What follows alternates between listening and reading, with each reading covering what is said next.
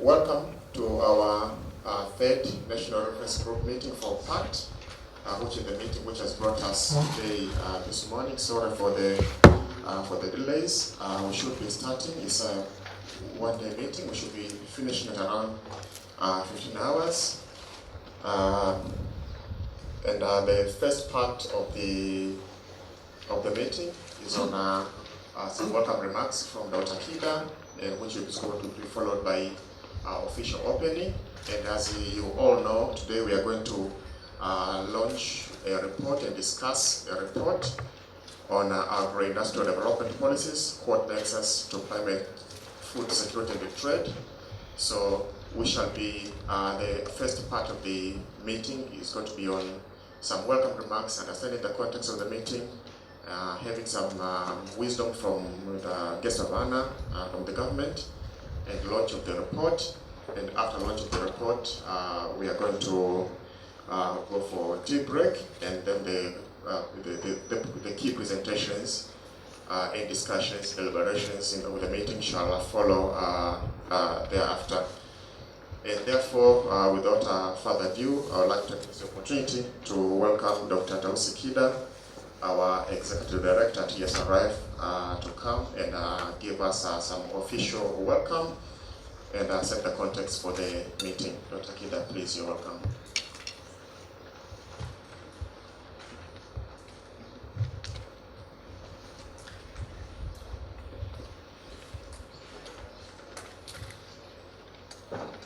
Mr.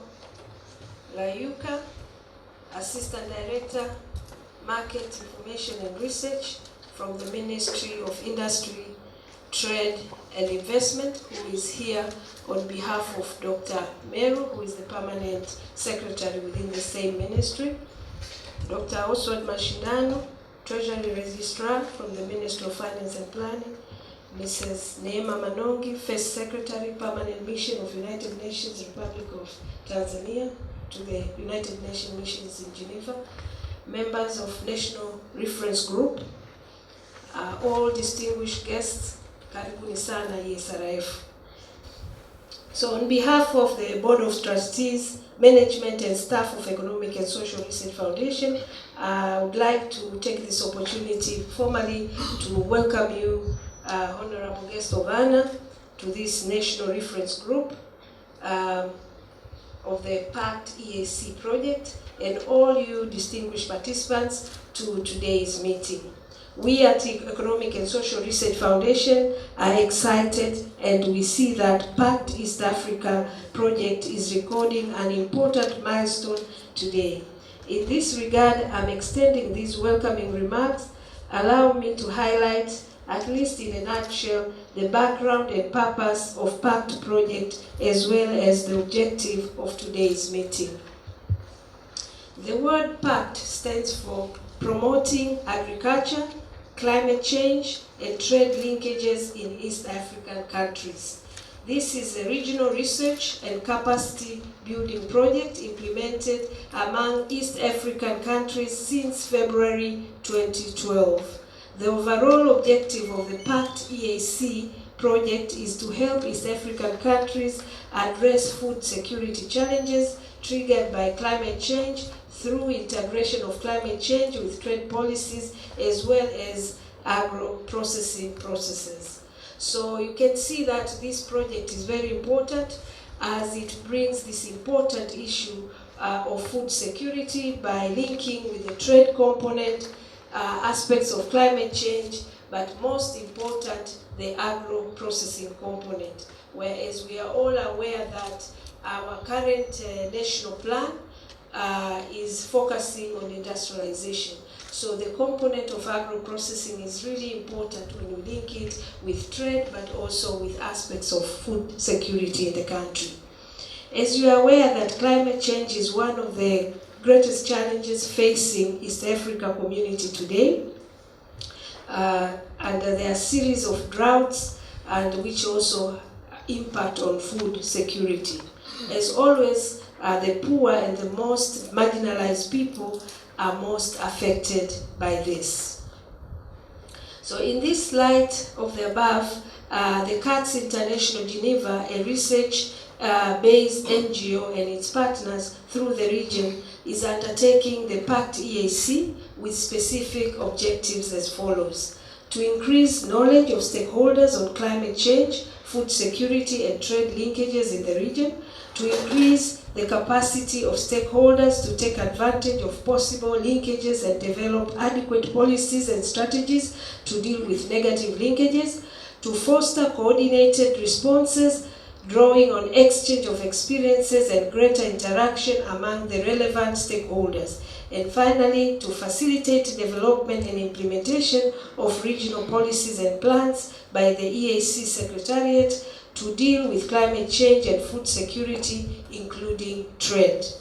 So the first phase of PACT EAC project was launched in February 2012 in Arusha, Tanzania, and this ran for 3 years, from September 2011 to May 2015. At the same time, being PACT International, ESRF and other partners in the region are implementing the second phase of PACT EAC project, which is currently running from October 2015 until September 2019. So implementation approach of PACT EAC is through a network composed of representatives from all relevant stakeholders from the government, the business, the farming communities, CSO, media, and think tanks. In Tanzania, this network is referred as National Reference Group and is coordinated here by ESRF. And the first meeting of the National Reference Group for the PACT project in Tanzania was implemented in May 2012, and the second one was in 2016, in September, and today we are having our third meeting. So the theme of today's meeting is from research to policies, advocacy for climate-aware, trade-driven, and food security enhancing agro-processing in Tanzania. At this national meeting, a research study will also be released on how agro-processing can become more climate-aware, trade-driven, and food security enhancing through more coherent policies. So, the guest of honor, you will also have a moment with you after your key remarks for us to have the opportunity to launch this research project.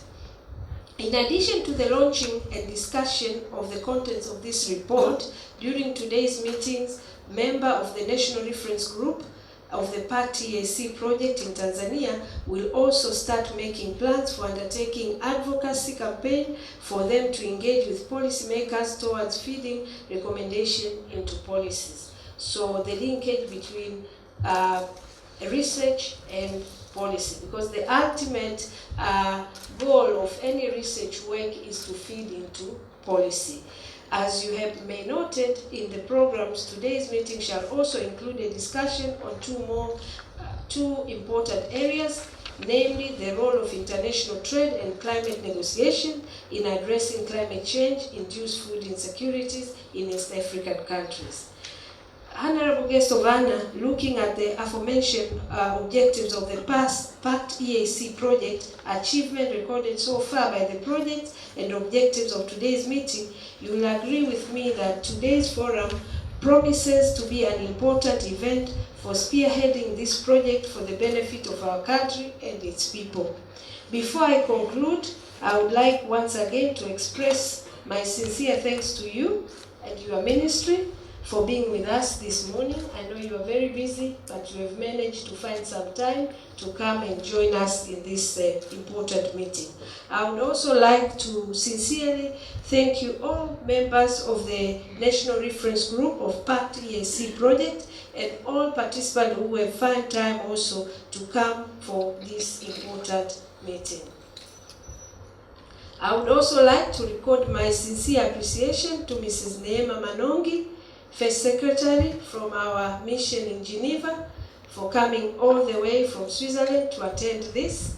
Last but not least, I would also like to extend sincere gratitude to PACT International for its unwavering financial and technical support in the implementation of the PACT project. After these few remarks, I would like once again to welcome you Honorable Guest of Honor, and all distinguished participants in today's third reference group meeting of the PACT EAC project. Asanteni sana na karibuni sana.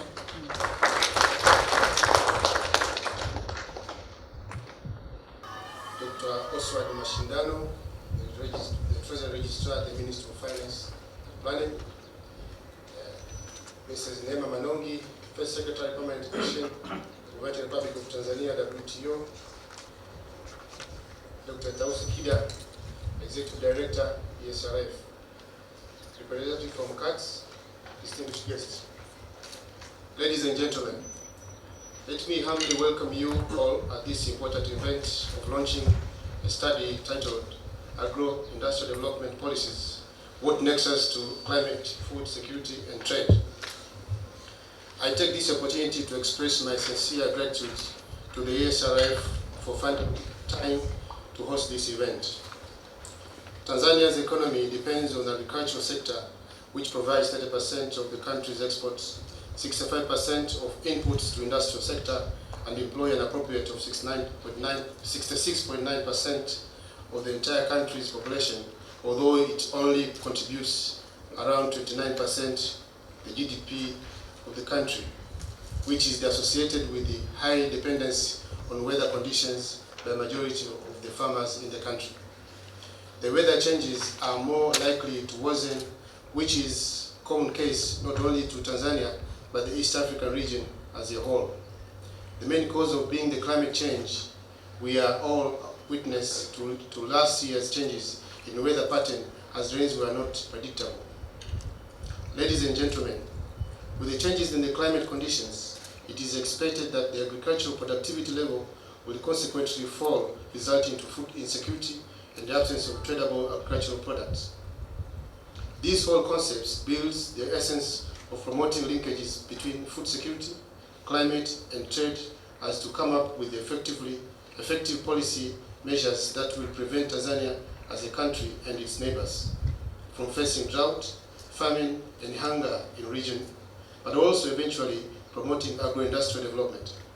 However, there have been several initiatives made by the government to put up several governmental institutions and structures that can be used to execute policies and strategies to mitigate climate changes. Strategies and plans to combat climate change being implemented are making progress in mainstreaming them in a system at a local level and a grassroots level, and the effect will be felt most. In addition, competencies is being developed in adapting to environmental changes. Of most importance is the fact that most stakeholders see the need to adapt and ensure good practice to reverse climate change, reduce the scale of vulnerabilities, and to minimize the intensity of its effect and suffering.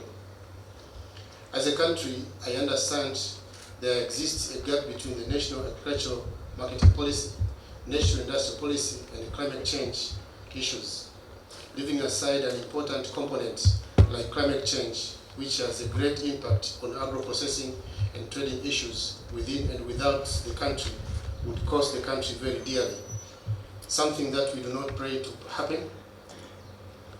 Little attention has usually been paid to the value chain through which agricultural commodities and the products reach the final consumers within the country. This neglect has tended to result in enormous potential losses in the value addition and the employment opportunities. Ensuring the development of a climate resilient agricultural marketing system might be a step towards a sustainable, holistic, and efficient agro-industrial development.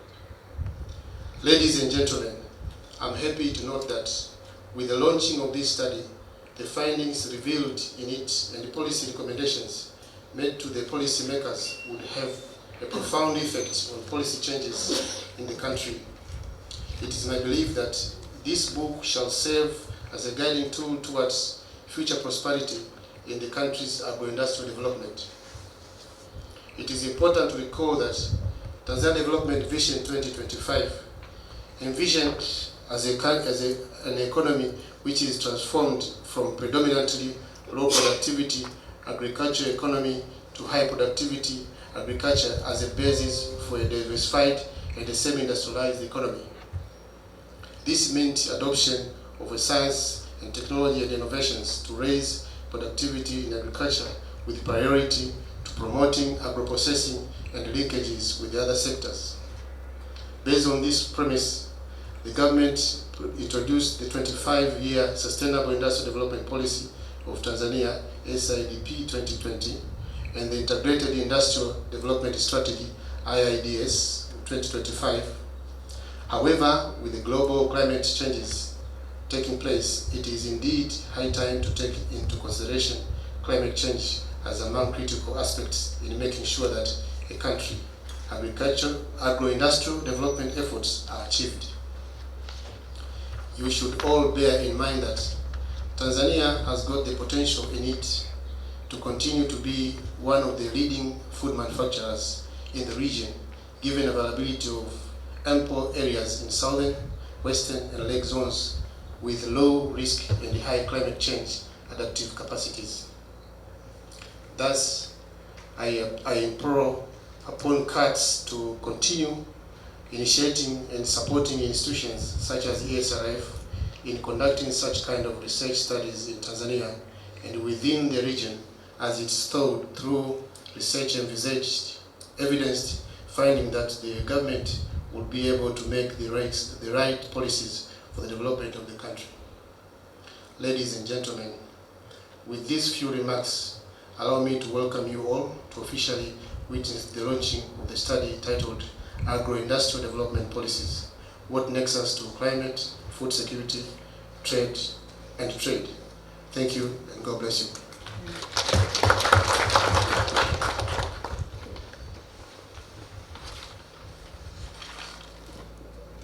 Yeah, thank you, guest of honor, for these words of wisdom. And you have just concluded your remarks. We are going now to request you to take this opportunity to launch the report you've just mentioned. And therefore, maybe if the high table can stand up, and then you can, she's going to provide you with the book so that you can cut the ribbon as a symbol of launching the report. Yes, maybe if you can come down here, with the high table. Dr. Kida, yes.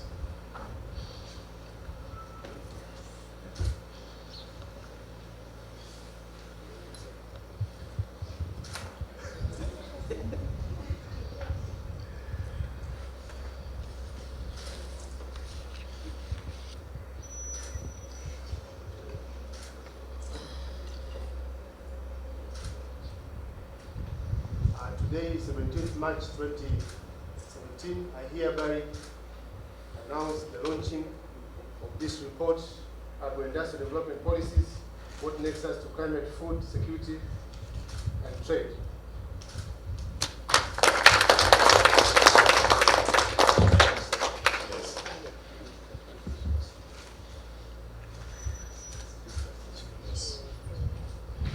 Thank you, Augusta Vanna. Maybe if you can show it for the purpose of getting a wonderful group photo. Oh, wonderful. Thank you so much. Thank you. And we have sufficient copies for all of us to get one copy of the report so that we can have it. Yes, some few words from our director. Yes, the book that we have just launched is titled Agro-industrial Development Policies, What Nexus to Climate, Food Security, and Trade. And the focus is in our country, Tanzania, and the report was written by Oswald Mashindano, who will be joining us after tea, who is currently the Treasury Registrar here in Tanzania at the Ministry of Finance and Planning, and Mr. Solomon Baregu, if you can join us so that we can have a picture also with you, who is a researcher here at ESRF. I think agro-processing is very important in Tanzania.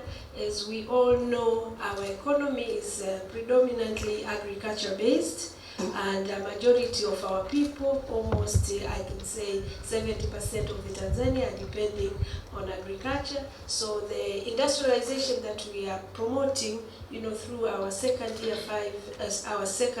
five-year development plan, actually will only be realized if the linkage between agriculture and industry, and mainly through agro-processing, will be realized. So with all these few remarks, I would like to commend the effort that has been done, by producing this important project.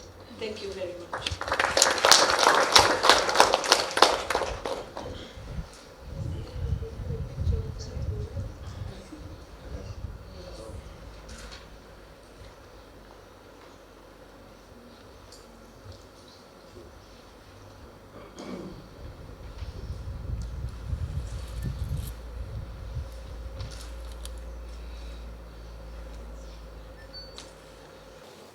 So let's start.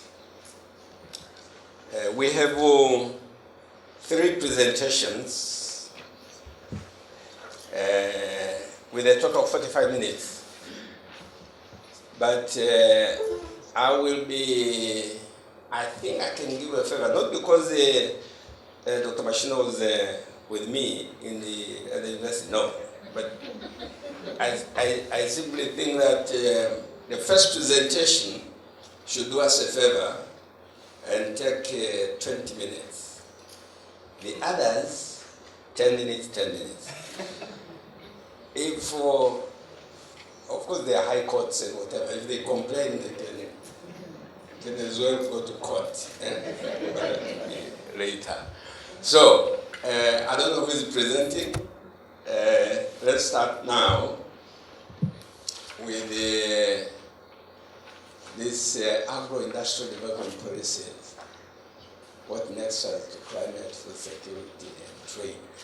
I think it is an appropriate topic now because of Tanzania, Rwanda, and whatever.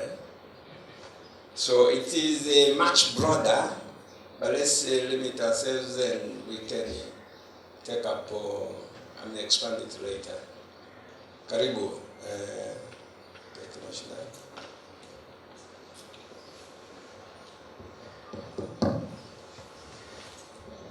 Thank you very much, Professor Mshaka, and I think I should start by saying the example he gave us, what happened at Serena. I think that was a kind message to us that we should switch off your phones. And secondly, as he correctly put it, my name is Oswald Mashindano. I'm the co-author of this publication. Together with Solomon, we did it together. The entire research, plus the final version to publish. We have been working with Solomon in a number of areas. We have done projects together under this umbrella of PACT about 4 times, if I remember well, and all of them have been published. I'm very proud of my co-author Solomon, and this time around, and in the spirit of capacity building of young scholars. And I can assure you this is the spirit of the foundation also, to build capacity of young scholars. And with your permission, I would like to ask you to allow me to invite Solomon to present instead of doing it myself. I've been doing it many, many times. Solomon, karibu.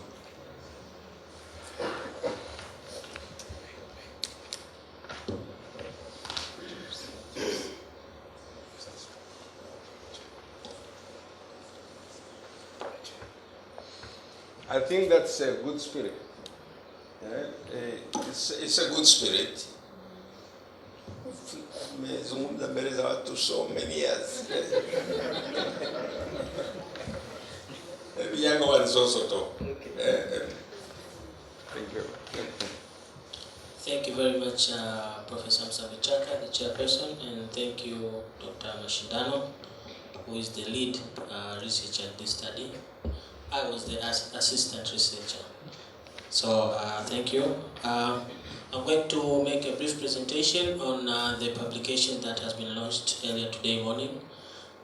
This study took place last year, around June, where we undertook a survey in 2 regions, that is Morogoro and Pwani, which is coastal, and we chose 2 commodities, which is rice and cassava. The main reasons is we were trying to look at commodities that in one way or another had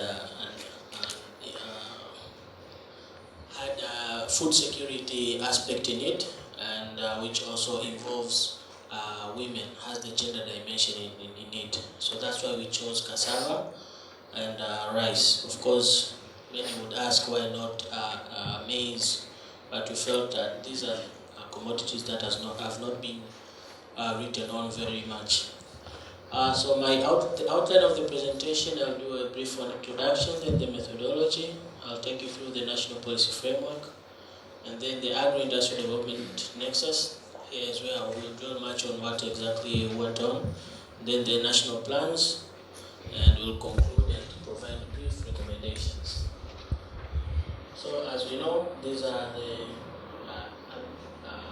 we know that agriculture contributes about 26, actually now it's about 29%, as the guest of honor gave us the latest figures, and it accounts for about 30% of the country's foreign exchange earnings, and it provides 65% of the industrial inputs.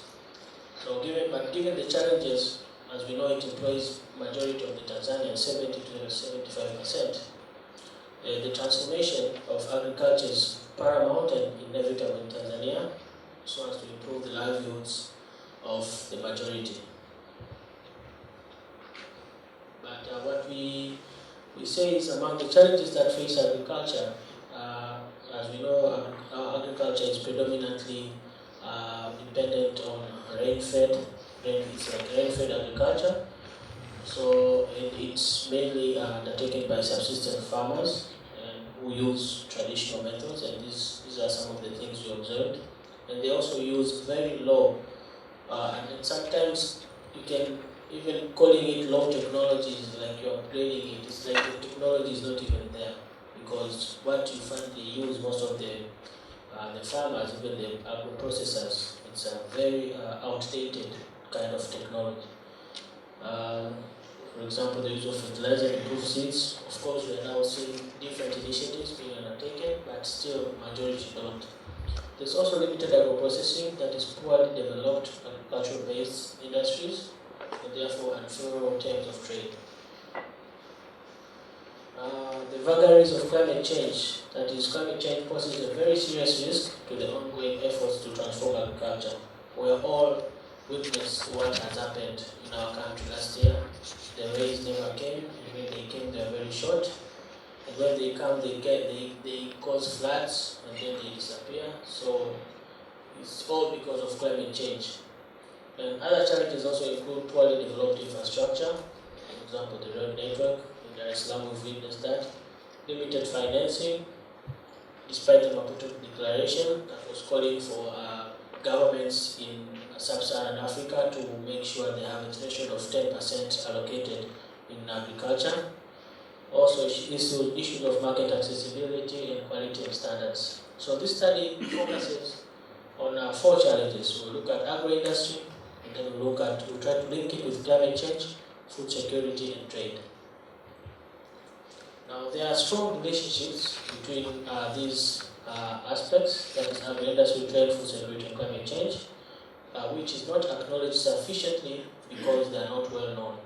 I think we all know that most of our policy documents have been written in the early 90s, early 2000s, and climate change was not a real issue on the table.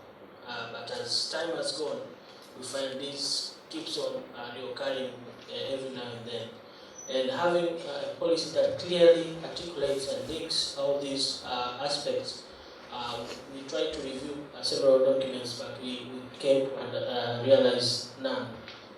So agro-industrial development does not only increase the quality of food products, but also it promotes trade. It also ensures and guarantees demand, for the processed goods, and both at national and international markets. So accessing both markets for primary products and for processed goods. Also, climate change affects agricultural performance. This is something we all know, which leads to low production, low productivity, and hence food, and also as a result, results to food insecurity. Prices go high.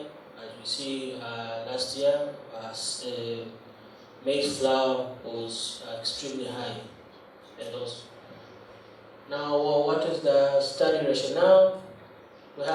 We believe there are a long list of spillovers that emanate from the leakages that we are trying to bring to you, that is agro-industrial trade and food security, which are not known, and very little efforts are in place to build on the benefits of mitigating these costs. It is therefore important to understand these spillovers and respond to them, either to build on them or mitigate them, or by way of taking them into account when we design and formulate our policies and national plans. These are the objectives. I'll just take you to one of the main objectives. Others you can follow in the presentation. The main objective was actually to identify and fill knowledge gaps of the agro-industrial development related policies, which are also related and sensitive to climate change, food security, and trade linkages. Our methodology, as I briefly explained to you earlier, we focused two subsectors, mainly rice and cassava. The criteria was we were trying to look at commodities which have effect which are vulnerable to climate change, where commodity which has dominance of women or gender perspective in processing, production, or marketing of that commodity. Commodity which has high relevance to food security in terms of direct consumption or boosting income basket, and also marketability of the product outside the border of Tanzania. So those are the four key criteria we are looking at. And as I said, we undertook this survey in Vomero, in Morogoro, and Muranga, which was Pwani. And we did also literature review, and we visited several officials and the district councils, and we undertook focus group discussions, and we administered questionnaires to traders, processors, and consumers. Now, the national policy framework. We believe that there are supportive policies and regulations in place which monitor and which are also monitoring the entire system, and agro-processing and trade. Agro-processing and trade are to feed Tanzania and East Africa in the midst of the vagaries of climate change. So for us to feed the EAC, we believe there needs to be supportive policies, regulations, and monitoring mechanism. We also believe that for Tanzania and East Africa to improve competitiveness of its agro-industry subsector through trade and food security, conducive policies need to be put in place. So the government, through respective ministries, particularly the Ministry of Industry and Trade, also the Ministry of Agriculture, and the Department of Environment, and the Vice President Office, and I believe all of these ministries are here today, have adopted a number of policies, strategies, programs, regulatory frameworks aimed at governing agro-industry, trade, food security, as well as climate change. So our topic today brings together more than 3 ministries who have to communicate together in order to address what we are trying to advocate. So we've also presented several policies that are already in place. So we went through the National Agricultural Policy of 2013, which also we noticed it also discusses, among other things, the different challenges that continue to hinder agriculture, and also value addition, that is agro-processing. We also have the Small and Medium Enterprise Development Policy. Then there's also the National Trade Policy. We also have we referred also the National Food and Nutrition Security Policy. This is an outdated policy, but we wanted to bring it to your attention that there was also a policy which centered much on agro-industrial development in Tanzania, And also we have the Sustainable Industrial Development Policy, which runs up to 2021, of which the guest of honor spoke of earlier today morning. We also wanted to touch on the dairy industry, although this wasn't part of our study, but we believe also dairy being part of agriculture and livestock also has a huge potential in value addition, and there are several regulations also in place, which the government, together with private sector, have embarked in making sure that it protects our local industry in dairy. So, for example, there is the 2012 subsidiary legislation, which intended to regulate imports and exports of milk and milk products. The aim is to enhance capacity of our own indigenous producers. We also have the TFDA Act, the TBS, which regulates the quality and standards, the National Environmental Act. So what do we say? All these policy frameworks are well linked to the national policy frameworks, such as the Kukuta 2, the 5-year development plan, and the Tanzania Development Vision 2025. And also, agro-industry in Tanzania is therefore integrated in a number of national and sectoral policies and regulations. But in terms of policies, regulations, and therefore monitoring framework, Tanzania has made significant progress. There are a lot of policies that are in place. However, the country has not been able to translate these policies and regulations into practice. What is contained in these policy and regulatory frameworks do not really match to what exactly is taking place on the ground. That's the gap that comes out. That is the whole policy implementation failure or challenge. So capacity to administer and enforce implementation of policies and regulations is rather limited. Apart from that, from our study, we tried to ask several farmers if they had any idea of these policies, and we came to realize very few actually know. And actually, even the agro-processors are the ones who know the issues of TBS, the TFDA. But if you ask them of what is Kilimo Kwanza or what is national agricultural policies, all these, or maybe what is the industrial development policies, most of them it was rather like a new topic to them. So this is something that we also came to realize. As much as we have all these policies, but not many people out there really know what these policy documents really mean to their daily lives. So do we have supportive policies? Yes. The policies are supportive, judging from the available policy documents, and a very long list of strategies, programs, and regulations. This is perhaps a necessary condition, but not a sufficient one. Much as most policies acknowledge the importance of agro-industries, none of them clearly pronounce the linkages between agro-industries, trade, food security, and climate change. The outcome or results of these linkages are not pronounced by these policies, and therefore not known or limited awareness, as the previous graph. And yet, many linkage outcomes are there. The potential spillover benefits are not even pronounced, and efforts to tap and build on them are rather lacking. So efforts to mitigate potential spillover costs results from the linkages are also lacking, despite the growing magnitude. And also risks and uncertainties on agricultural productivity due to changes in climate variability, drought, and floods are posing a serious threat in Tanzania. And this is something that I cannot talk much of because we all witness to this. So when we interviewed some of the respondents on what the most likely impact of climate change, especially to agro-processors, most of them were in agreement that climate change reduces the supply of raw materials. So when, let's say, there's floods or there's drought, agro-processors who need the raw materials from farmers end up receiving less.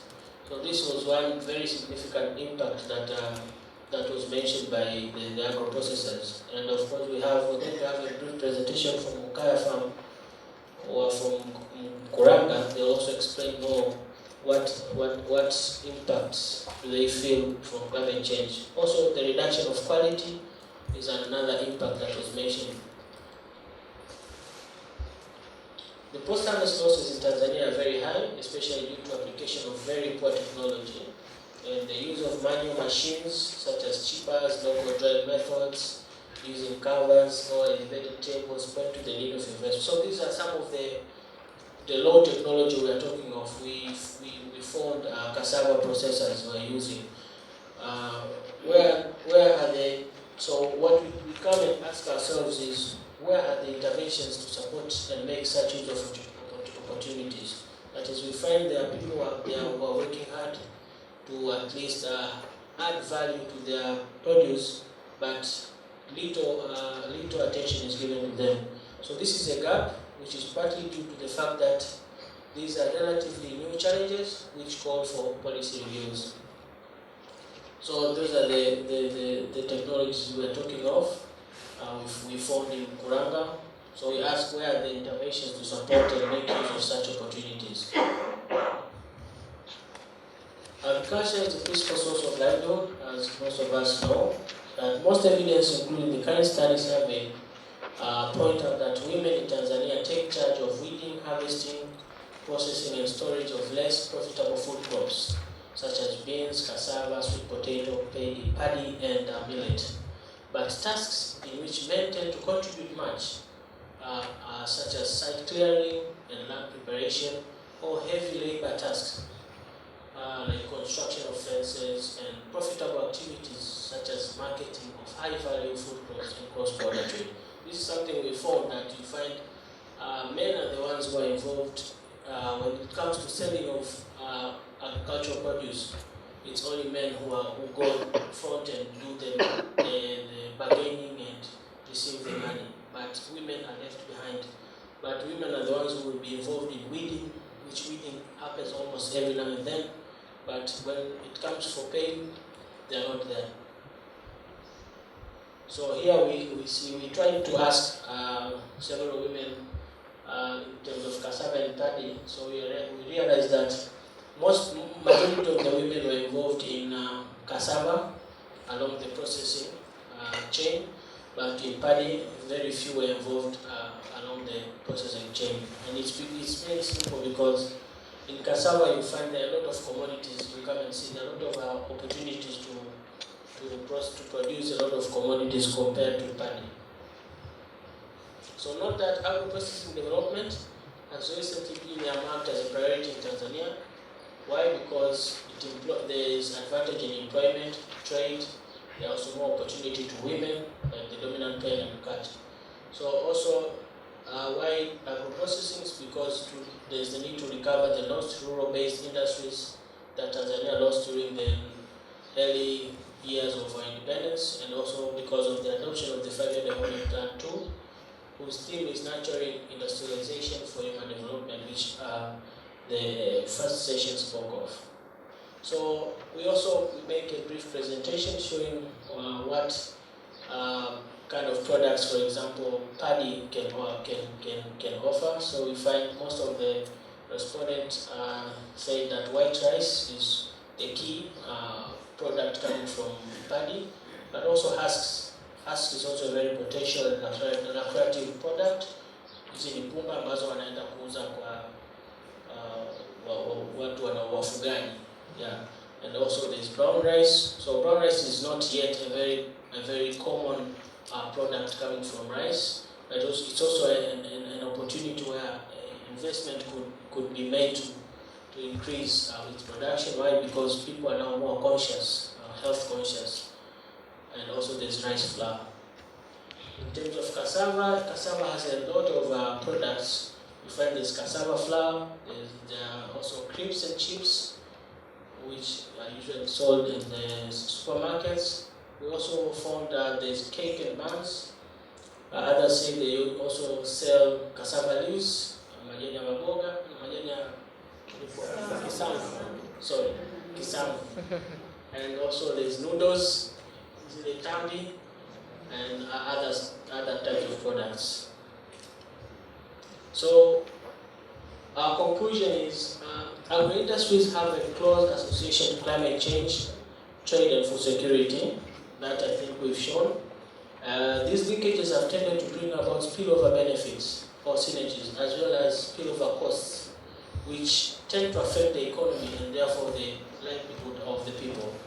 The government, we acknowledge that the government has made significant milestones in terms of formulation and adoption of policies and regulations that are related to agro-industries, climate change, trade and food security. And all of these policies acknowledge the importance of promoting agro-industries, but they are not loud enough in demonstrating and emphasizing the outcome of the linkages between agro-industries, climate change, trade and food security. That is the emerging opportunities. So what do we recommend? We recommend the following things. One, there is a need to go for policy reviews and reflect these new challenges. There is also a need to create awareness on the outcomes of these linkages, like make them known to the public. There's also a need to build on the emerging opportunities or spillover benefits due to the growing linkages. There's also a need to take measures to mitigate spillover costs, like the threats and risks due to the growing linkages. And also there's a need to provide assured market access to agro-processors. Here what we mean is we need to promote direct linkage between food manufacturing factories and farmers. Why?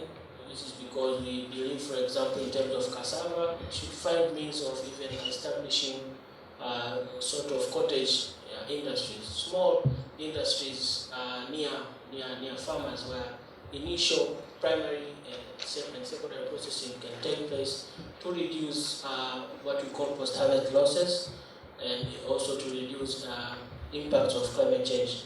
There's also a need to monitor quality of inputs for agricultural production and outputs, and also improve the service delivery to farmers, that is the extension services. And lastly, sensitization campaign is vital for consumers to buy locally processed products. So lastly, what I presented a picture there. This picture shows us how we can bring industrial development, agro-industrial development to the farmers themselves. What we say is, and what we believe is, if we have to have Tanzania and Rwanda, we should not just focus on big industries.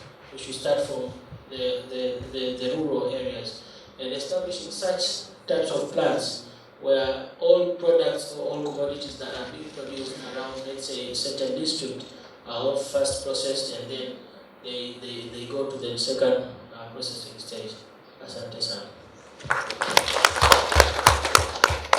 Thank you so much. Thank you.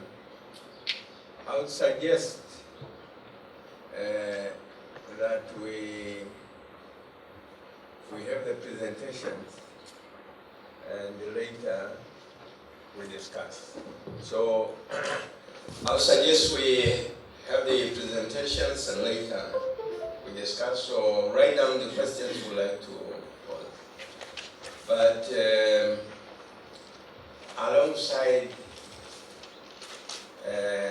those remarks, I would like to, it's a kind of provocation. Ms. Katsirike, I'm doing it for, if it was a person, and Tanzania angekuwa mwanadamu, angekuwa nadhani amebakiza miaka michache tu kuretire.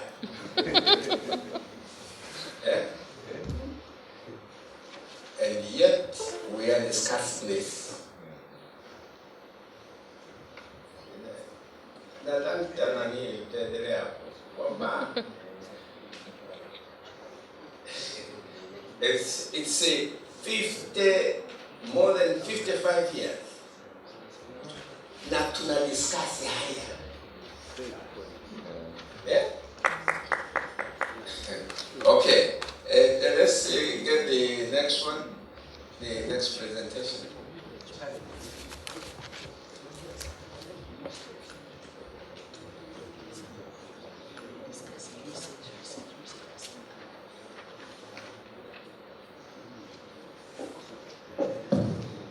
You have about 10 minutes.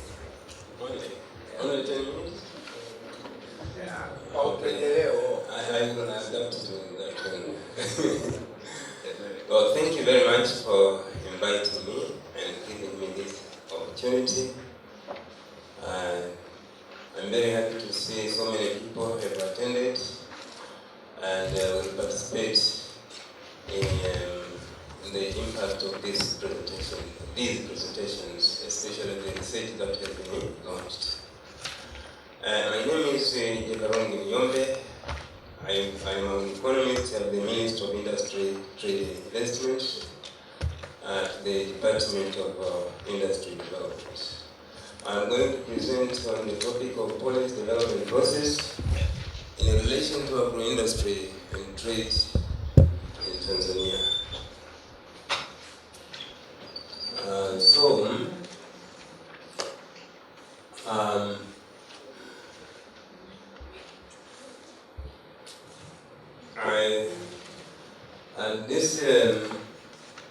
Having divided my topic into 3 parts, the first one is I review the policies that have taken place since our history up to date, and second, I expect to show the performance that has happened in the economic side, and then third, I want to show the direction of where we are going. And this is the framework of policy. So from this slide, you can see that the Tanzania development vision it has an ambition of transforming Tanzania into a middle-income economy by 2025. And the National 5-Year Development Plan is under implementation now, has priorities and is crowned by the theme nurturing industrialization for economic transformation and human development. As you are aware, our country implements issues somehow in a unified system. So this theme is not for my ministry. It is for all sectors. It has to be infused into the vessels of all operating organs and in order to be implemented. I think you know the man of what is the message he is conveying. Next. Here, I want to demonstrate the value of moving from agriculture to industries.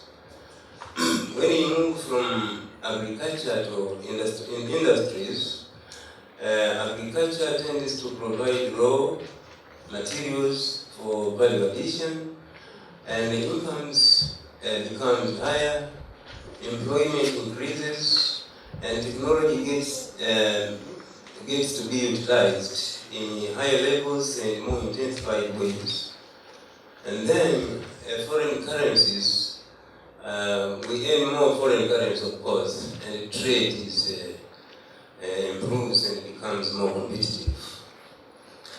This is there are several changes that have taken place in history, and we have prepared a lot of documents, but how are we implementing them? Is it each one implemented separately, or there is somewhere they meet? I illustrate that by starting with the CDP, that is Sustainable Industrial Development Policy, and that was prepared in 1996. It targets to go up to 2020. Then we have IIDS on the right side, Integrated Industrial Development Strategy, Tanzania Vision 2025, Long-Term Perspective Plan, and the second Year 5 Development Plan that we are having now. They all lead to the unifiers to the theme that I have just conveyed. Next. And here we want to explain the value of value chain approach, value chain concept. when we approach production, we should develop the whole value chain so that we get the maximum benefit.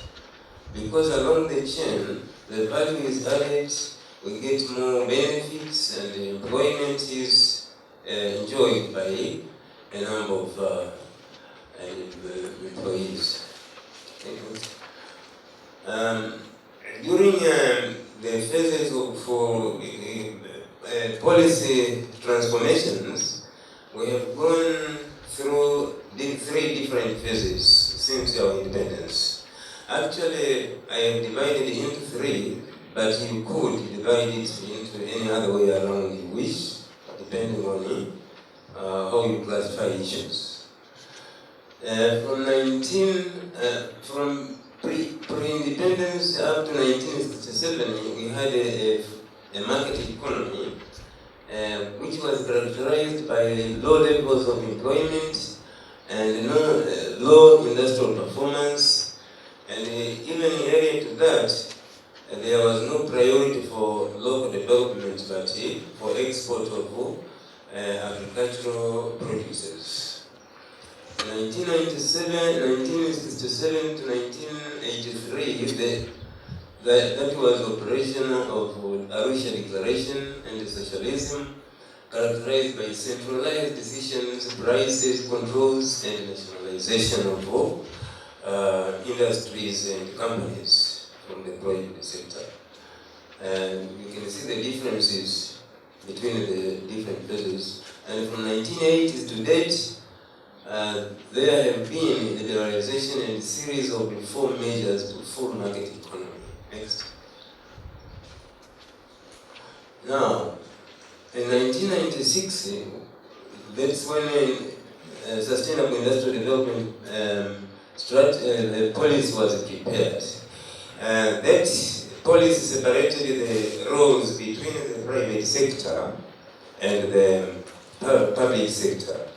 It is a turning point from socialism concept to free market economy, insisting on the private sector to be responsible for owning of productive entities and managing and running of business. At the same time, the government remained with the role of creating a conducive environment for the businesses to prosper. And maybe, if at all, to remain concerned with the strategic projects such as electricity and power. Next, thank you.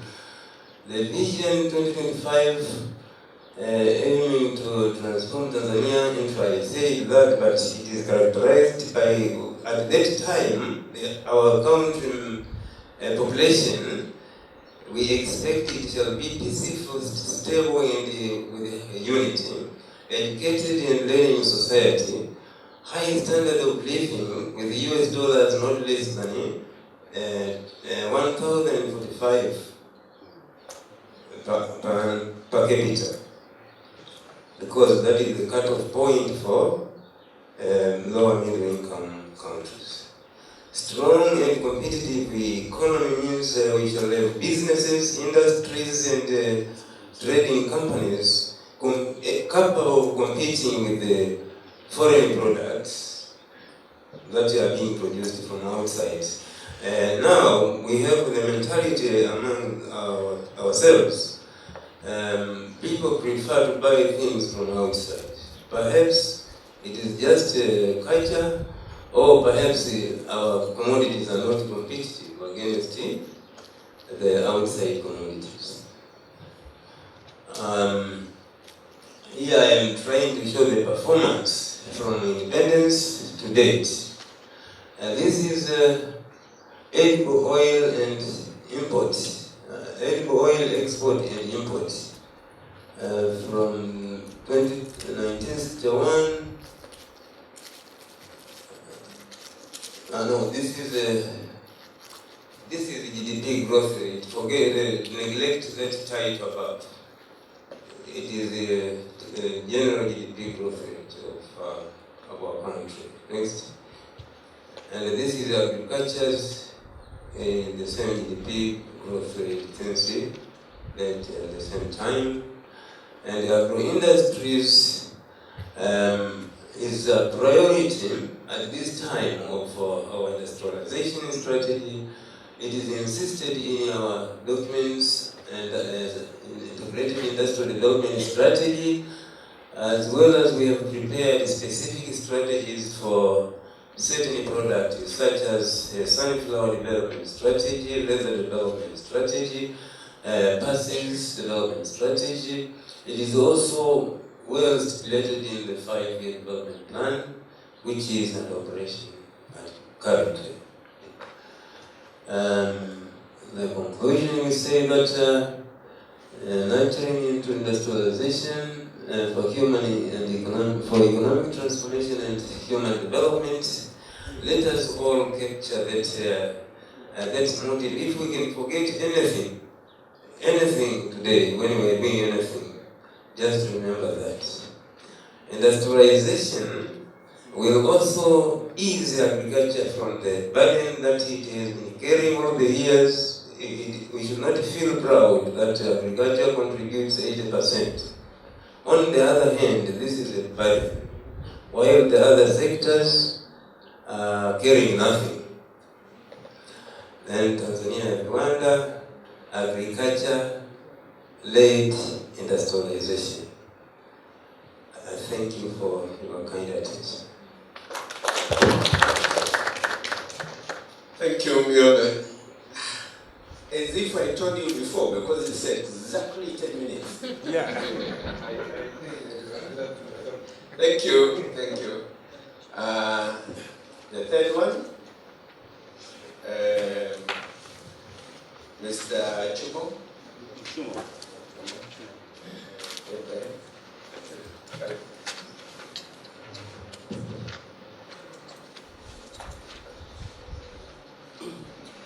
Yes, good morning.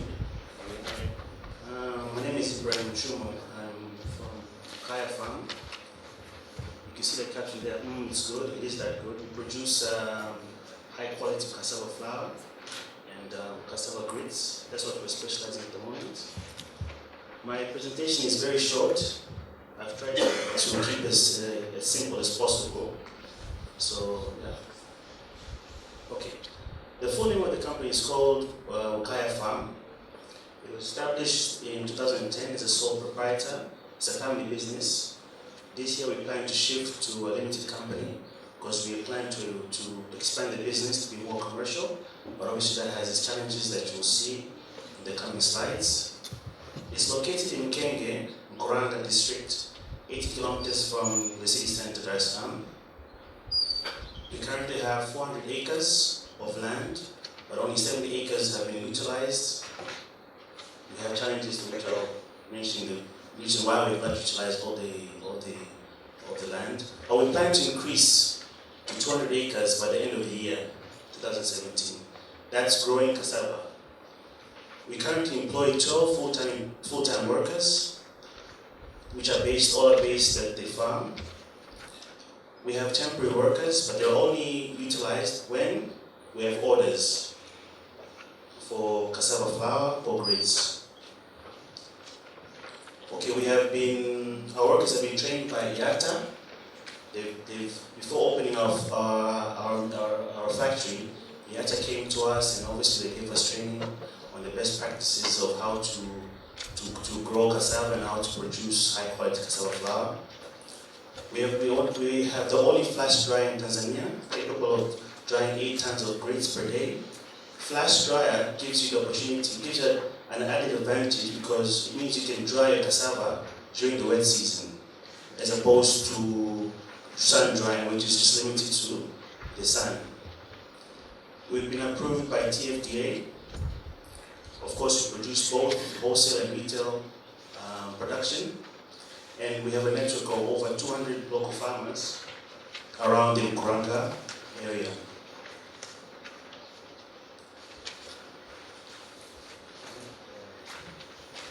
No, oh, sorry. Yeah,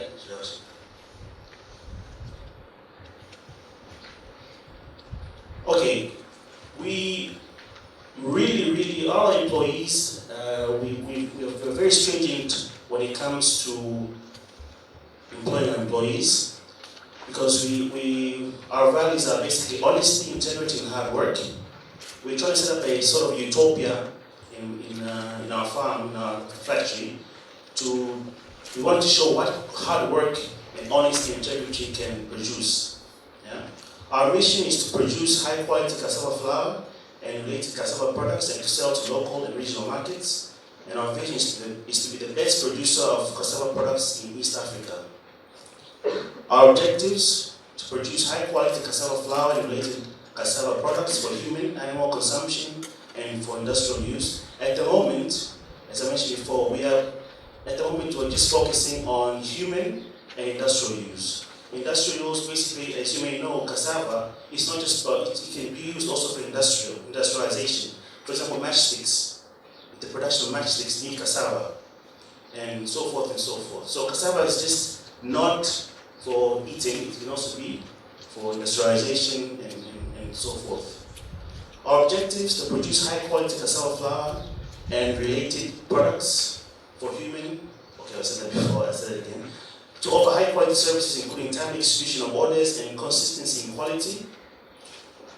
We have competitors, but for us, what we pride ourselves is consistency in quality. Okay, we don't, and this is something that we've taken great effort in implementing in our company, to say that, okay, we have to make sure our quality of flour is top quality. Hamna mchanga. If there's mchanga, we have to pay. Somebody has to pay. That's the script. Anything else can be forgiven, but mchanga and obviously and other issues with the flour is a big no-no in our company. Of course, also this is the major one: is to create employment and improve the economic landscape in the surrounding area of the farm. Okay, these are the stages. Of course, I'm not going into great detail because time, but I'll take you very quickly. These are the stages of producing flour and grits. Obviously, we bring the cassava, the raw cassava, to the farm, to the factory, and then you peel it. We have these peelers are temporary workers. We usually use around 15 to 20 temporary workers. We pay them as per kilograms that has been peeled. They peel them and weigh them, and then we pay the money. And then we have washing. The washing is done by our permanent staff. As I mentioned before, we have 8 staff on this, doing this process going forward. After washing, we have a big basin that we've constructed there, and we also have endless supply of water. We have a big well in the farm. And then there's a process of grating, where you grate. After washing, you grate the cassava. Are you guys aware of this process? Yeah, okay, that's okay. Okay, and then after grating, you press the cassava to take out all the water and the cyanide. Because obviously we want to get rid of the cyanide, because cassava sometimes it can be dangerous to human health. So we drain the cyanide out of the cassava. And then after pressing, we press it for overnight. We finished, we press it overnight. The next morning, we break the cake. Basically, we take it back to the grating machine, we break the cake. After breaking the cake, we sort out particles. Yeah, sort out particles, the impurities, we take them out. After that, there's 2 ways of doing it. We dry, but we can use sun drying or flash dry. But currently we're using sun drying because of the challenges I'll come and tell you in the coming slides. And then there's milling, and then of course this means a happy customer. As you can see there, there's pictures of temporary staff peeling the cassava. Then we have a snapshot of our sun drying facilities. And that gentleman there is grating. He's grating the cassava, and obviously that's the white cassava. And this is how it looks like in the supermarkets that we are selling to.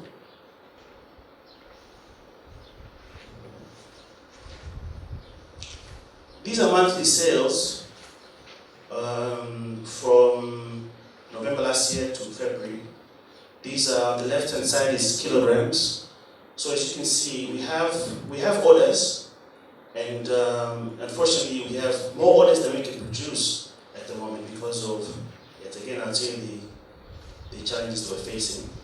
But as you can see, we have good orders, but we can produce more.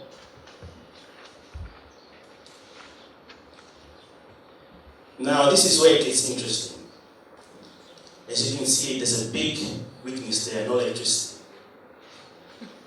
It's bold, so everybody can see, because we've been talking about this for the last 4 years, 5 years, but it's always tomorrow, next month. Mtu anasainisha, sijui mtu kasafiri. This is the feedback what we're saying.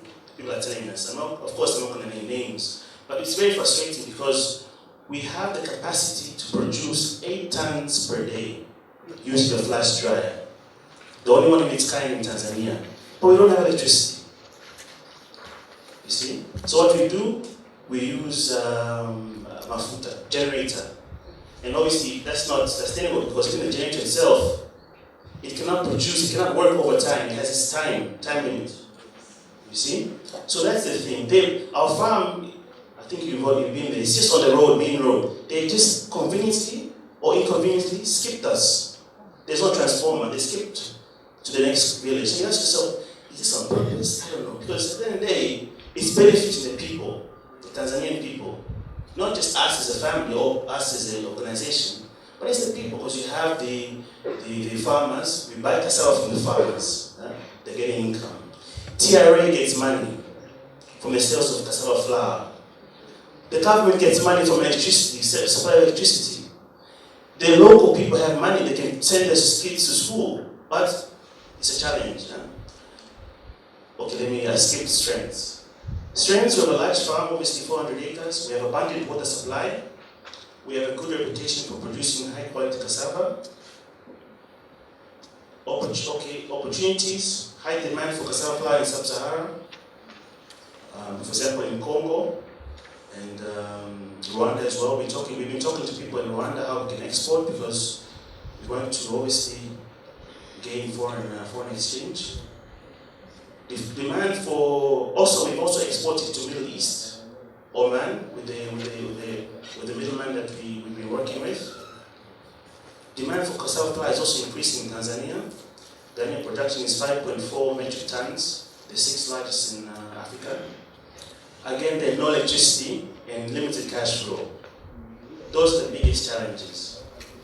Obviously, we have our own internal, but for the sake of this room, those are the threats. Obviously, big foreign companies monopolizing cassava growing in Tanzania.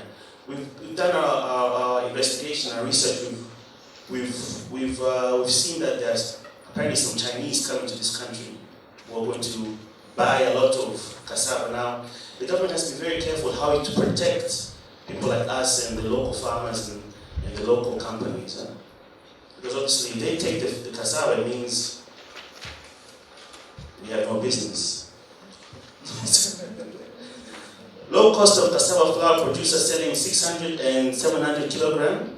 Ours is very high-end cassava. The type that you see in the supermarket selling for 3,000 shillings. Yeah?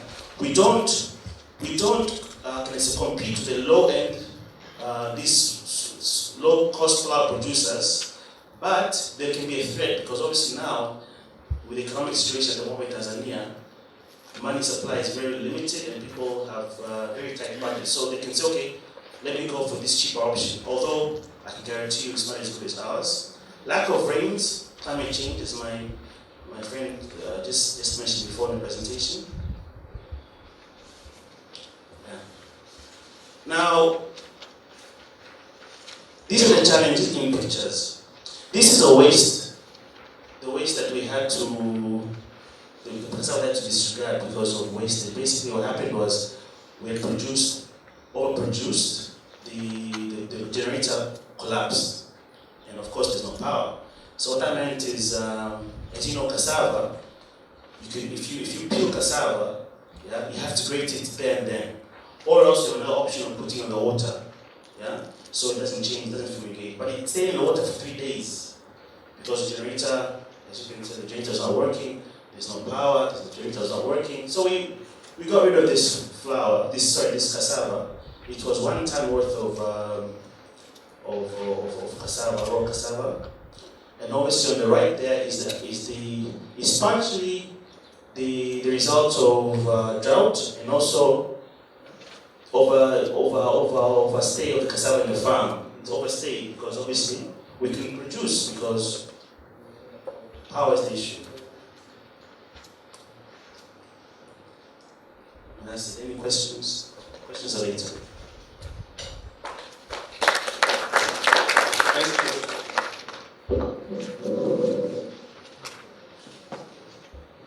Thank you.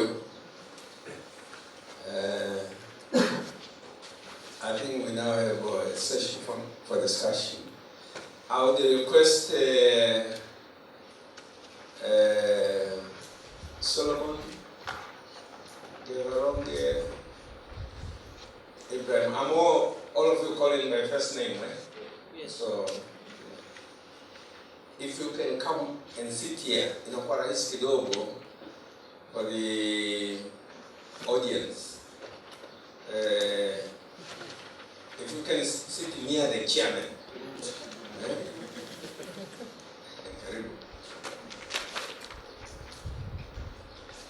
Karibu, Ibrahim.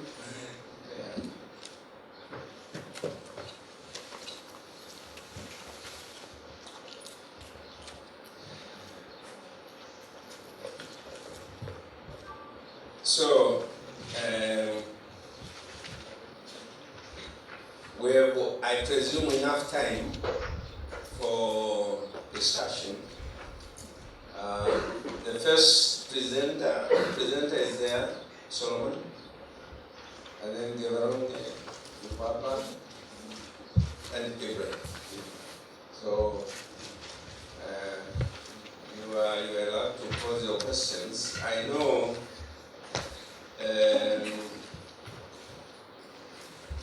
Solomon covered a number of issues. But I leave it to you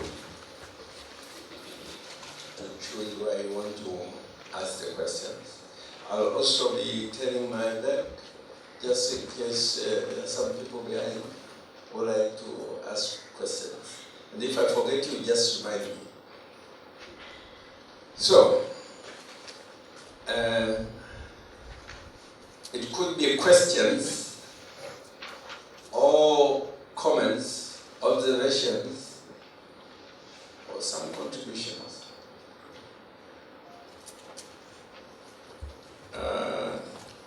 But I think this is the, yes, you would like to make additions, you might have some things to say.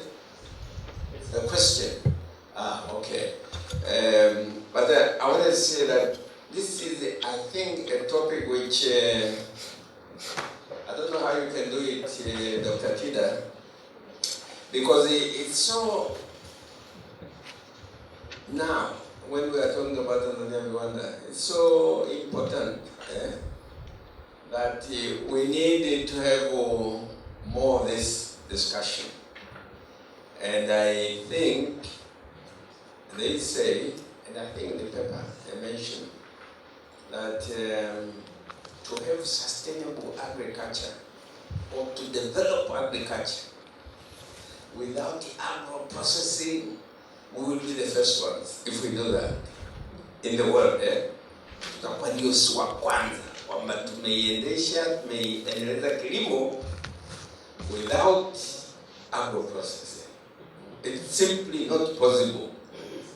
Now, so this is the reminder, although these people have just covered the rice and the cassava, it is a reminder. And what the Maronge and the Ibrahim have said is to assist us in to broaden our understanding, and that is possible. So I said we are now 57 years. In 3 years' time we should be retiring. And we are talking now about the agro processing. Question.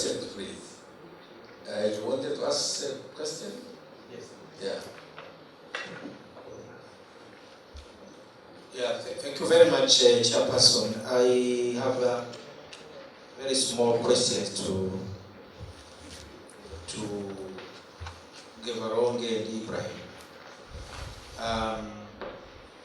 Gevaronge, in your slide number 3, I think, if I remember well, there is a chart which shows it's like, you know, you are displaying the policy, the priority policies or policy frameworks.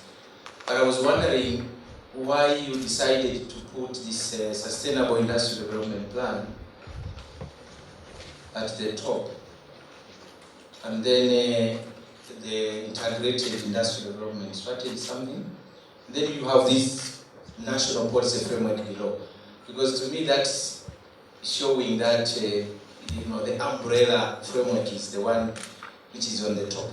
Maybe you had your own purpose, but I just wanted to know, because the 5-year development plan, the National Vision 2025, and all of them come after that. And then Ibrahim, you have mentioned a number of challenges you are facing, like maybe I should start by commending the initiatives by Ibrahim and his family. I think that is one of the things which our government is encouraging. But he has mentioned a number of challenges, like the power cuts. You have been mentioning. I realized at the end that there was overproduction, kind of. But he said it was because of the generator, the collapse of the generator. I also noticed that the supply is lagging behind the existing demand. In other words, there is a huge potential demand around there, but the supply is very limited. And I also noticed that you are underutilizing land, actually, which you have, because you are using very small proportion of the land you are owning. So my question was, which mechanism are you using to talk to the government? I mean, because we have this governance framework, or institutional framework, if you like, are you channeling your agenda through the local government? Do you talk to the local government in Mkuranga? Because that's the official way towards the top levels and so on. I just want to know how you link your program or project with the government. Thank you. Yes, you write them down. Yes, I have 2 questions. One is for the policy group. This is for Dr. Mashindano and Oswald. What we see that the ultimate goal, I can say, of any development is for the people. So we are making all these efforts. At the end of the day, is for the welfare of their people to be better than before. So when you look at this publication, as I've said before, you can see that there are many aspects of different policies which all of them are targeting to ensure that we attain food security in the country. And the nexus here is through trade policies, industrial policies, through agro-processing, which of course we have to have the production, through agriculture policies, and then the whole aspects of environmental policy through climate change. In your opinion, when you were doing the survey, there is a lot of pinches or drawbacks, especially in the policy coherence. When we develop our policies, we develop them sort of in isolation. We have the industrial policies here, we have the agriculture policy here, and we're talking about what is your comment about the whole process of having a policy coherent framework, whereas all policies should talk the same language to have a certain goal be achieved. Otherwise, you operate your policies inside of this time. So I would like like to hear your reflections on that. And then for Ibrahim, also my main concern when I went through your paper is you have the land, which is 400 acres. You started your business in 2010. I have to commend, for the effort that the family has done to have this in place. And when you look at the opportunities, it seems that from the demand side, market is not the problem. You have sort of a limited market. But when I looked at, sort of my question is more or less linked to what Dr. Mashindano had already said. But when I looked at your weaknesses, it's the main concern that you have is mainly electricity and cash.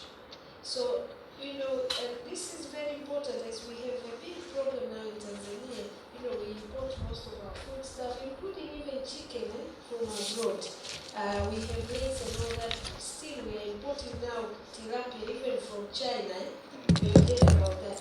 So my main concern, because now we'll hear from you, because you are coming from the ground, what is the problem? If the market is there, the land is there, you are not located very far from Dar es Salaam to the big city. We are now 6 million people, and in the nearby suburbs like Kibai and all that. So what exactly is the problem that we are failing to put the two together for you to be able to utilize the whole market which is available? Thank you. Let me finish this side.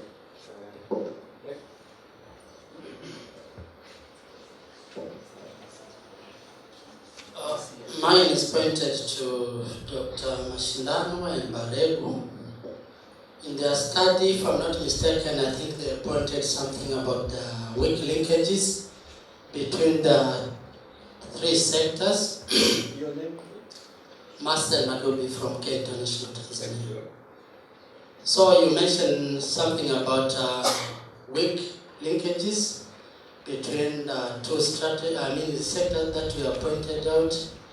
And of course, I believe even also the issue of coordination, the intercoordination between sectors might also be missing. But I'm wondering if you have pointed out the recommendation on how perhaps the linkages could be strengthened among different sectors and with proper coordination to ensure that we all talk the common language, we all putting our efforts to achieve what we really want to achieve. Because it's like this has been the common song, to say there's no linkage, there's no strong linkage. So it is an ending song.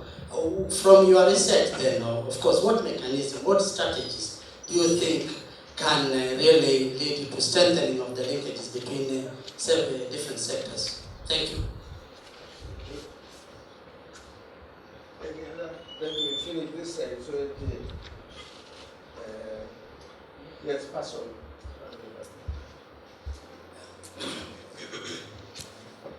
Mine is not a question, it's just an advice. I know your name, but it is probably Kasim Mbofu from Ministry of Industry, Trade and Investment. Yeah. Mine is just an advice to the Okaya farm. To me, I would say this is a unique project, particularly in the area whereby this project is being placed. They have said that they have been using fuel energy. Taking into consideration that it's very difficult for at the time being to get electricity from Tanzania, I may advise them to look for other alternatives, in particular sun energy. I think sun energy to them will be better off comparing to other energies. Hello, my name is Richard Kundi, working with the Ministry of Information. I have a small question to this presenter, Okaya. There's this issue of SWOT analysis is discussing about having abundant water supply. At the same time, under the threats, is discussing about the lack of rain. Can he clarify this? You have abundant water supply, yet you are crying there's lack of rain. What do we need?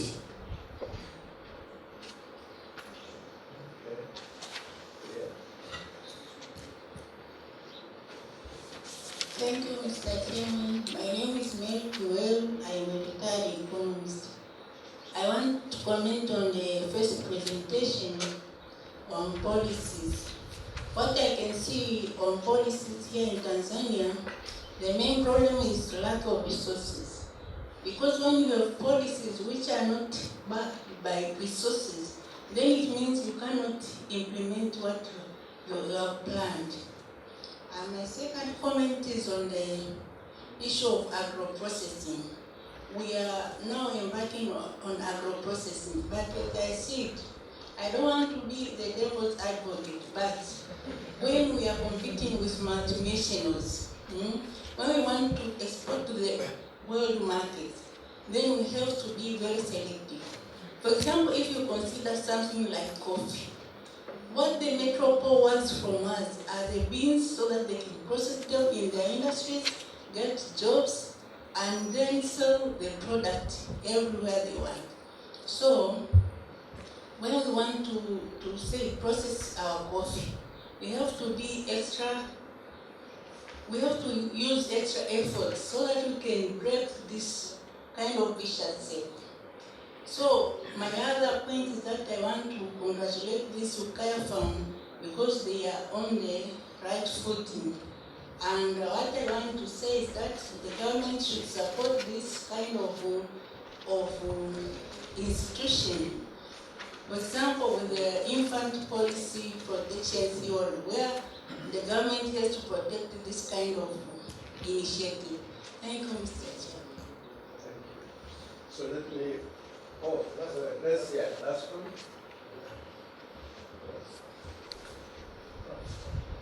I'm the researcher. My name is Martha Swamila.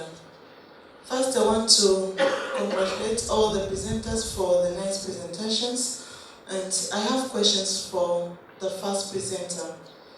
Question number one. In your presentation, you mentioned gender as one of the criteria which was used to select crops.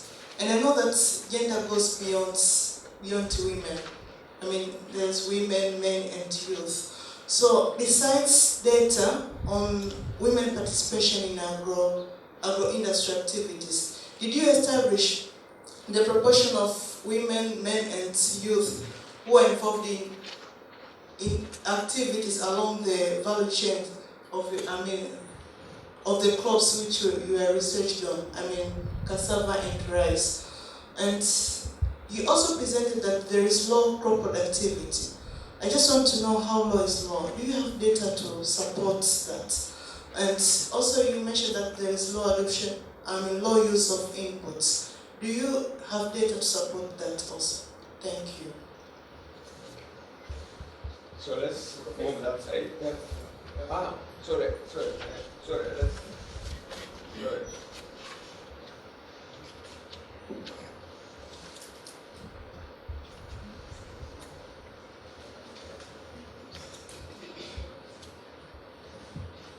I have some comments on the Ukaya family.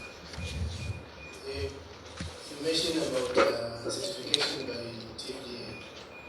I haven't seen you explain about the TBS because TBS are the ones who provide the standards.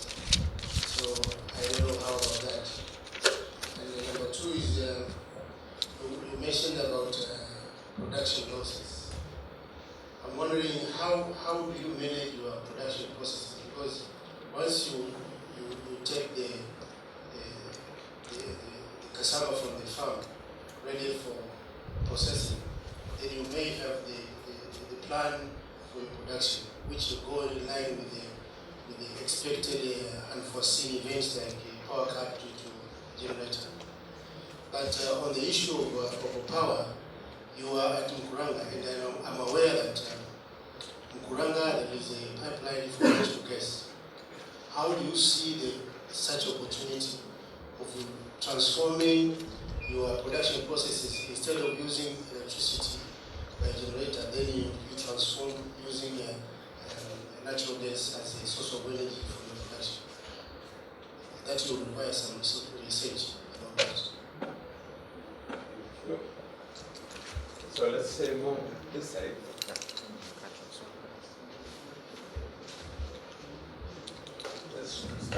from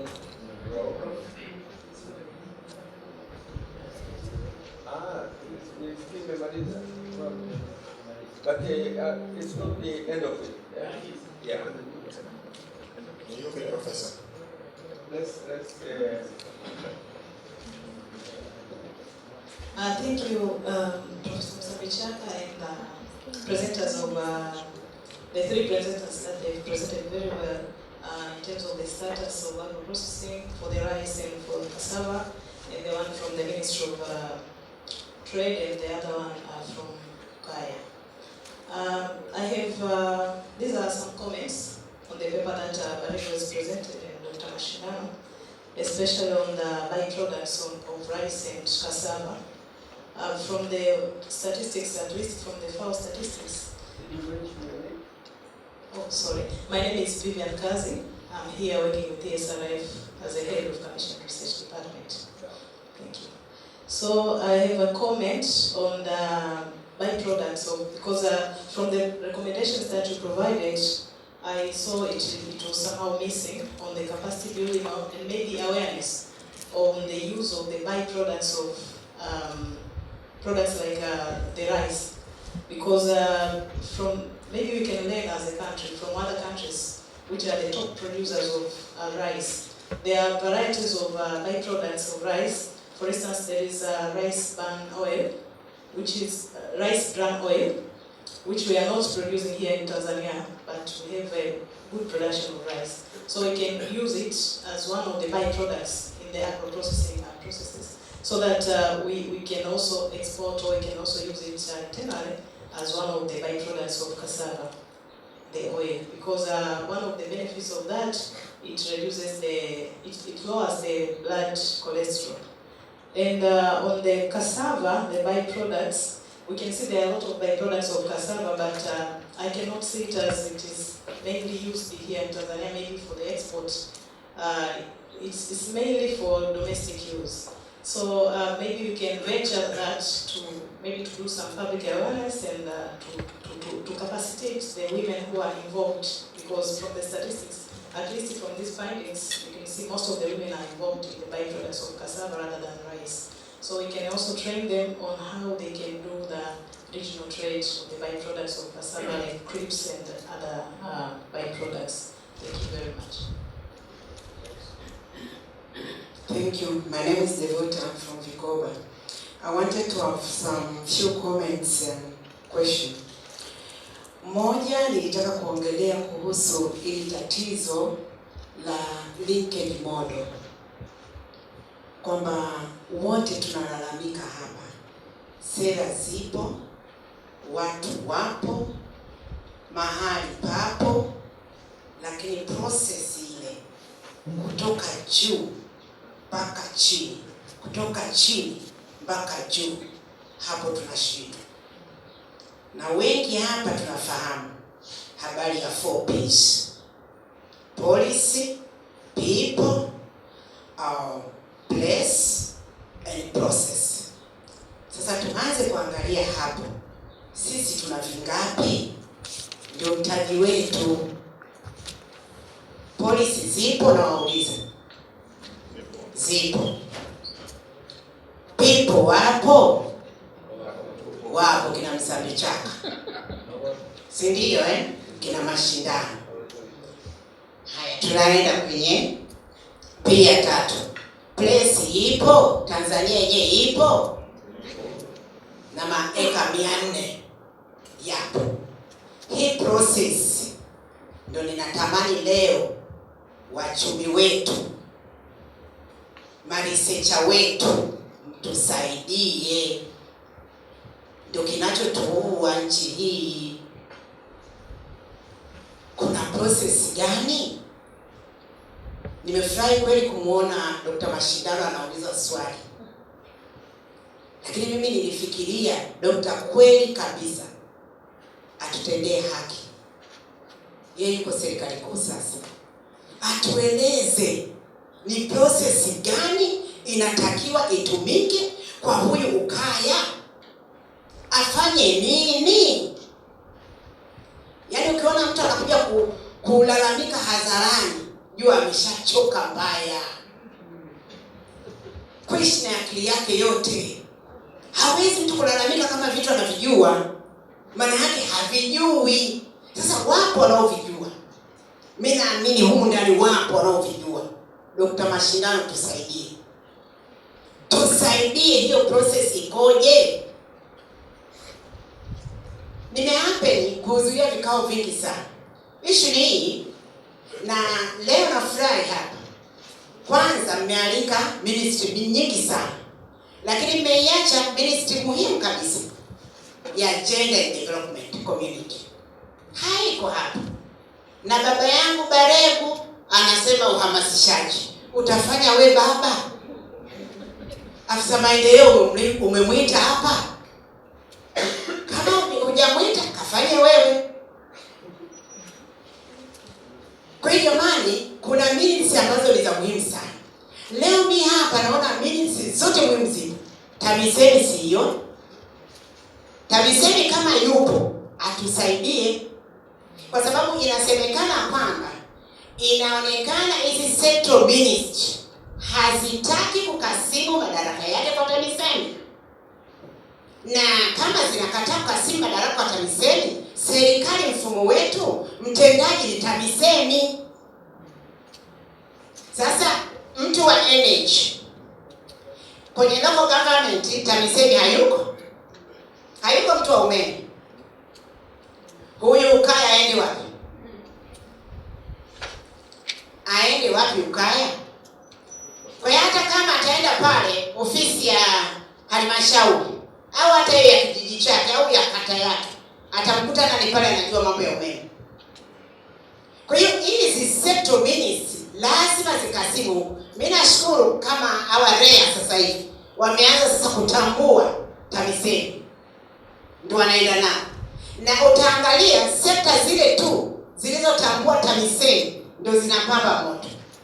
Muangalie sekta ya elimu, imekasimu karibu kila kitu kwenye local government, na mambo yanaenda. Hata kama tunasuasua, lakini angalau tunaweza kuziona hizo shule za kata. Unaweza kuionyesha ile sekta ya elimu ya afya nayo imejitahidi, lakini bado kuna changamoto ziko. Kwa hiyo mimi nilichokuwa nasema jamani, hii TAMISEMI kama kweli inatakiwa ipewe madaraka, ipewe ili waweze kwenda kutekeleza. Halafu vile vile tuangalie kuna kitu hiki kinaitwa service delivery. Kwenye kila ministry, hichi kitu ni kitu gani? Katika utafiti wenu baba yangu Barego, tuambieni hichi kitu ni kitu gani service delivery? Na quality ya service na standard ya service kutoka serikalini, nani anaifanya? Ndio tukifanya hivyo sasa tunaweza tukauliza. Kwa hiyo mimi naomba sana hii linkage model, hata kama mzee Msanteka anasema tumechelewa, mimi naona bado tutastaafu huko tumefanya. Waanze leo maresearcher wetu watutengenezee hiyo linkage model na process ya maendeleo kutoka chini kwenda juu na kutoka juu kwenda chini, ili watuambie sisi tuifuate. Nina swali moja kwa ukaya. Kulikuwa na shirika linaitwa VECO. Lilishiriki sana katika shamba la ukaya. Ninataka kujua ushiriki wake ulikuwa ni kitu gani? VECO. Kwa hiyo zaidi ya hapo, mimi ninaomba tu leo tumetoa hichi kitendawili hichi ili tusonge mbele. Kwa sababu presentation kama ya ukaya, mbona ameshatoboa? Ameshatoboa. Na sio ukaya peke yake. Mimi nimekaa na wanawake wengi. Mwanamke mmoja ana process vyakula. Anaitwa Alaska. Ameanza kiwanda Bagamoyo. Mimi mwenyewe nimeshuhudia na nimemsupport. Nenda mpaka kwa waziri kaombe umeme. Hakuna umeme pale. Amezungushwa juzi kaambiwa alipe milioni 24. Kapewa jibu kama hiyo. Sasa mimi nikamwambia anarudi tena kwangu. Nikamwambia ni kwa kweli hivi vitu mimi akili yangu sasa hapo kuishi basi acha kiwanda chenyewe. Kwa hiyo asante. Okay, thank you. Sasa, maanake lunch lazima mpate.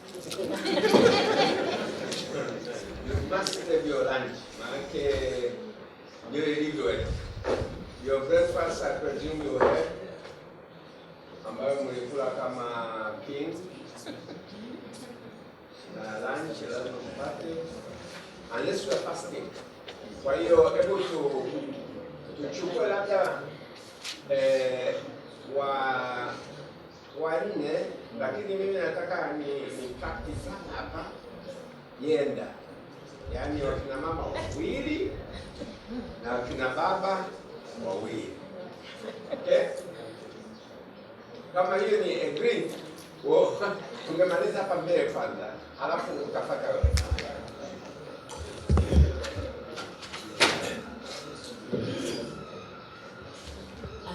Professor na colleagues who have presented very well their presentations. Mimi na swali moja tu kwa Dr. Mashindano na Solomon. We have a challenge na issue of farmers' compensation in terms of we don't have any insurance company that is covering an insurance package for farmers. Na research yenu imejikita sana kwenye climate change impact. I see in the long run, maybe even in the short run, tunaweza tuka end up na wakulima ambao wamejitahidi kulima, kukatokea msimu mbaya, na labda eka 400 zote za ukaya asivune. How do we compensate these farmers? Is there any recommendations that you can provide to the government in terms of how do we go about to establish an insurance company or a package that will cater for farmers' compensation? I see this as a missing link in your research recommendations. Thank you. Thank you very much, Mr. Professor Msanchaka. My name is Gerson Timber from the Prime Minister's Office in the Department of Private Sector Development and Economic Empowerment. I have two questions. One is on the first presentation by Solomon Barreiro. You told us when you started presenting that you considered gender in your survey or kind of research.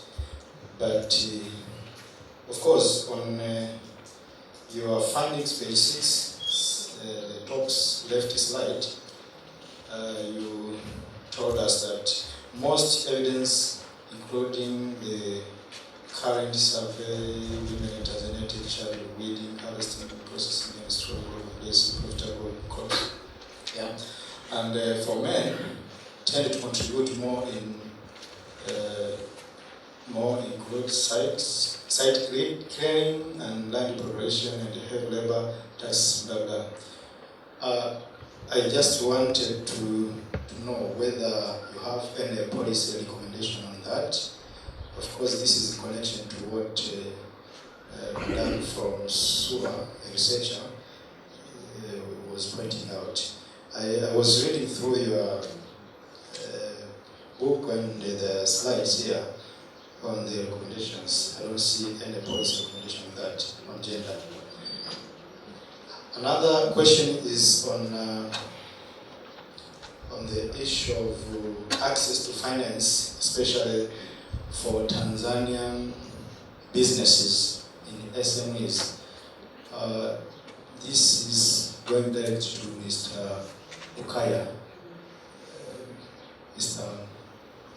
Ibrahim. Yes. Of course, on your challenges, you pointed out some challenges, but I didn't see any issue on access to finance.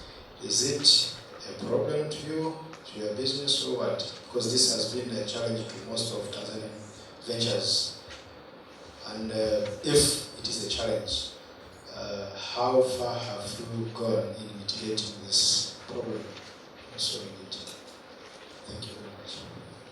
Adesanya? Yes, madam.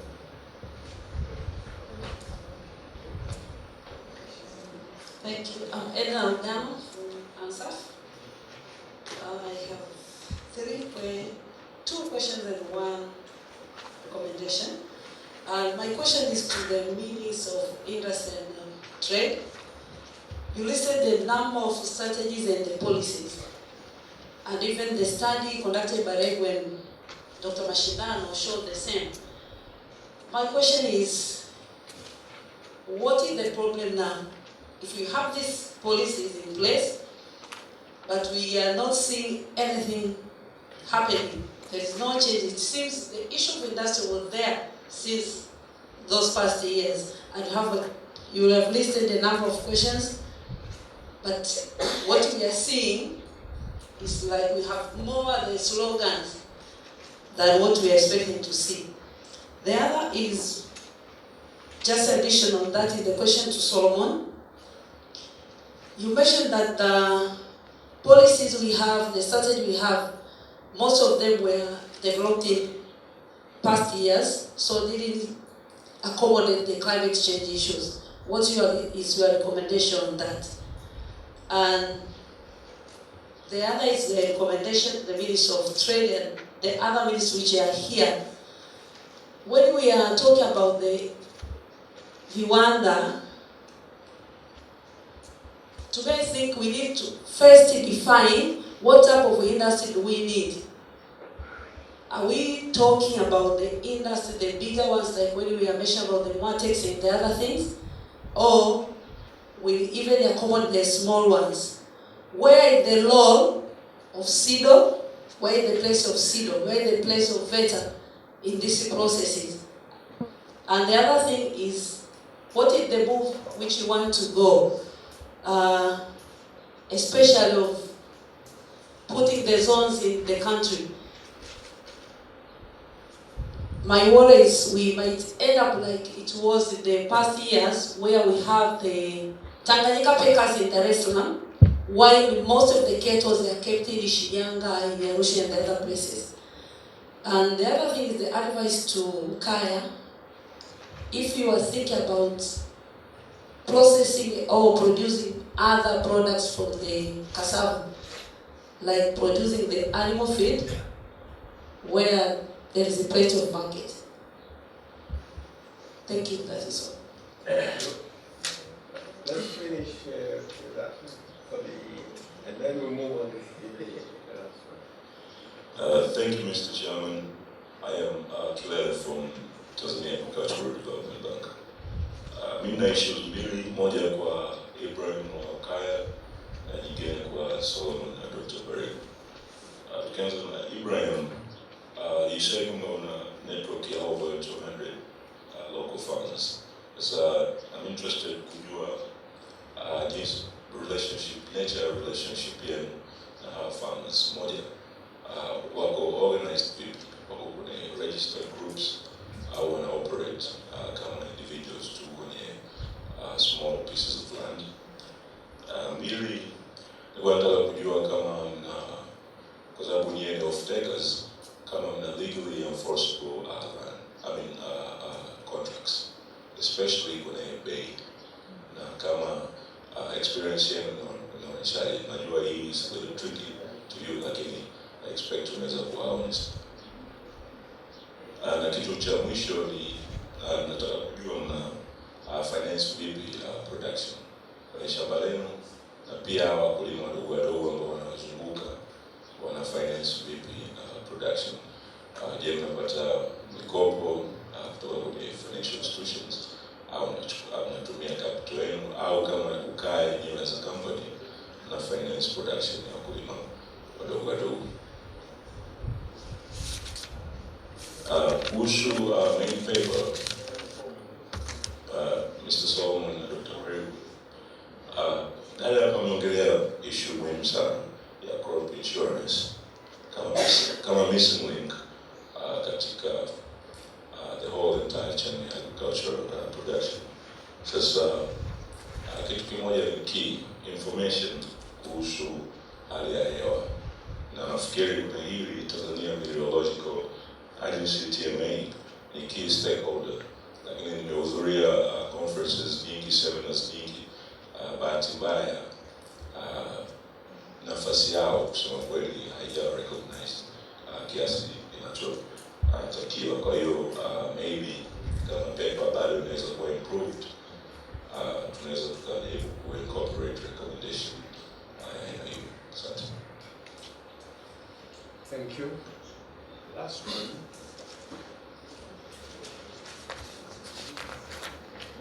Kwa sababu umekaa karibu hapo, naweza kupendelea. This is the open upendeleo, kwa hiyo hamna corruption. Please.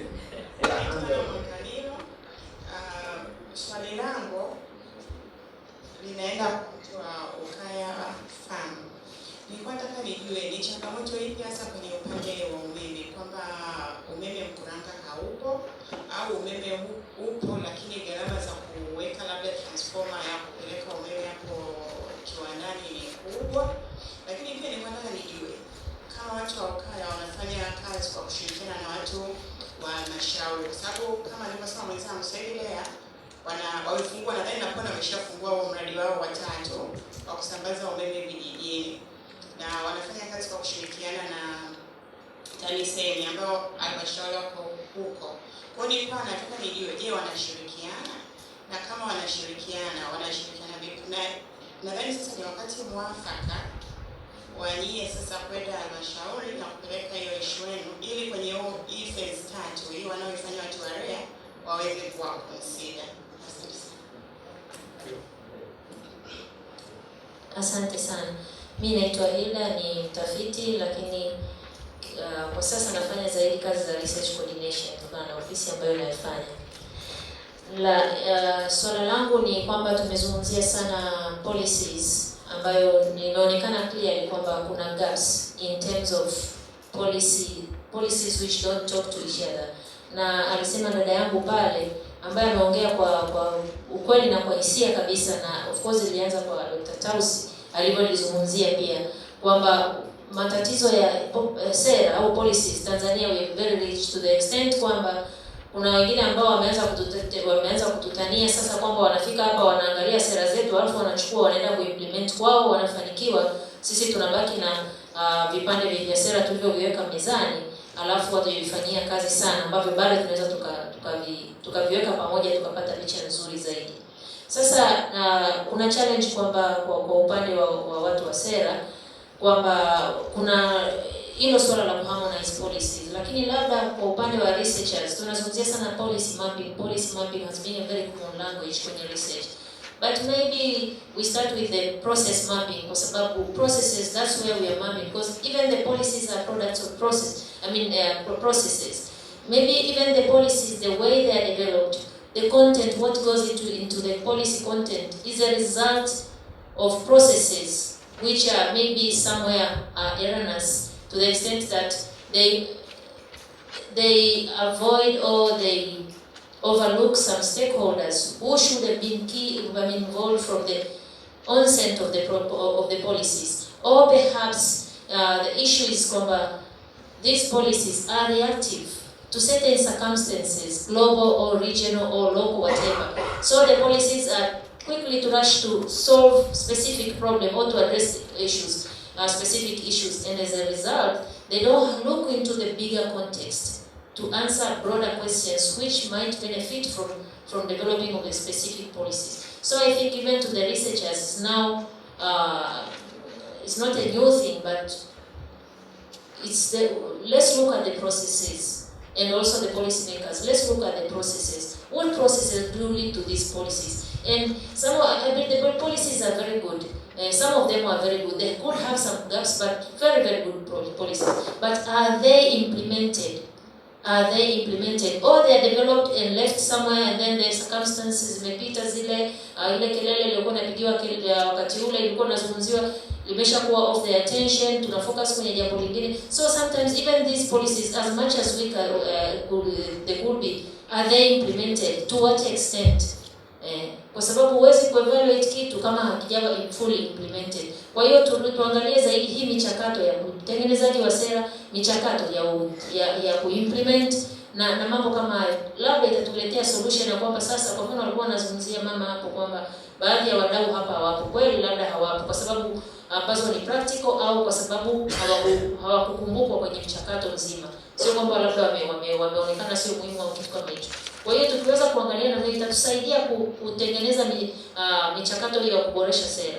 Kitu kingine, kuna wadau wengi sana also related to policies. Kwa mfano kuna mtu wa biashara na viwanda hapa.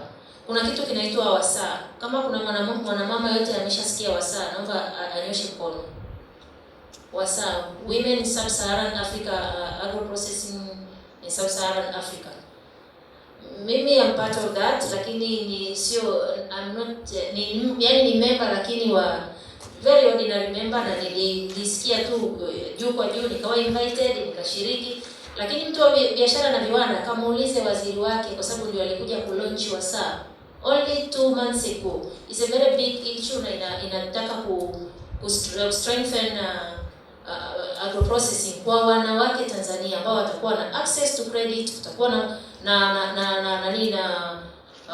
I can't say much, lakini ipo na iko chini ya waziri wa viwanda, na hiyo asa ina structure yake, ina president, very high profile president of WASA, kuna chair wa WASA, very high profile women, na wanakutana, we meet at least once a month or so. Na WASA they do travel, go out to other countries and to global meetings. Kwa hiyo kuna vitu kama hiyo, unaona hiyo ni lengo la ina lengo la strengthen women in agro-processing.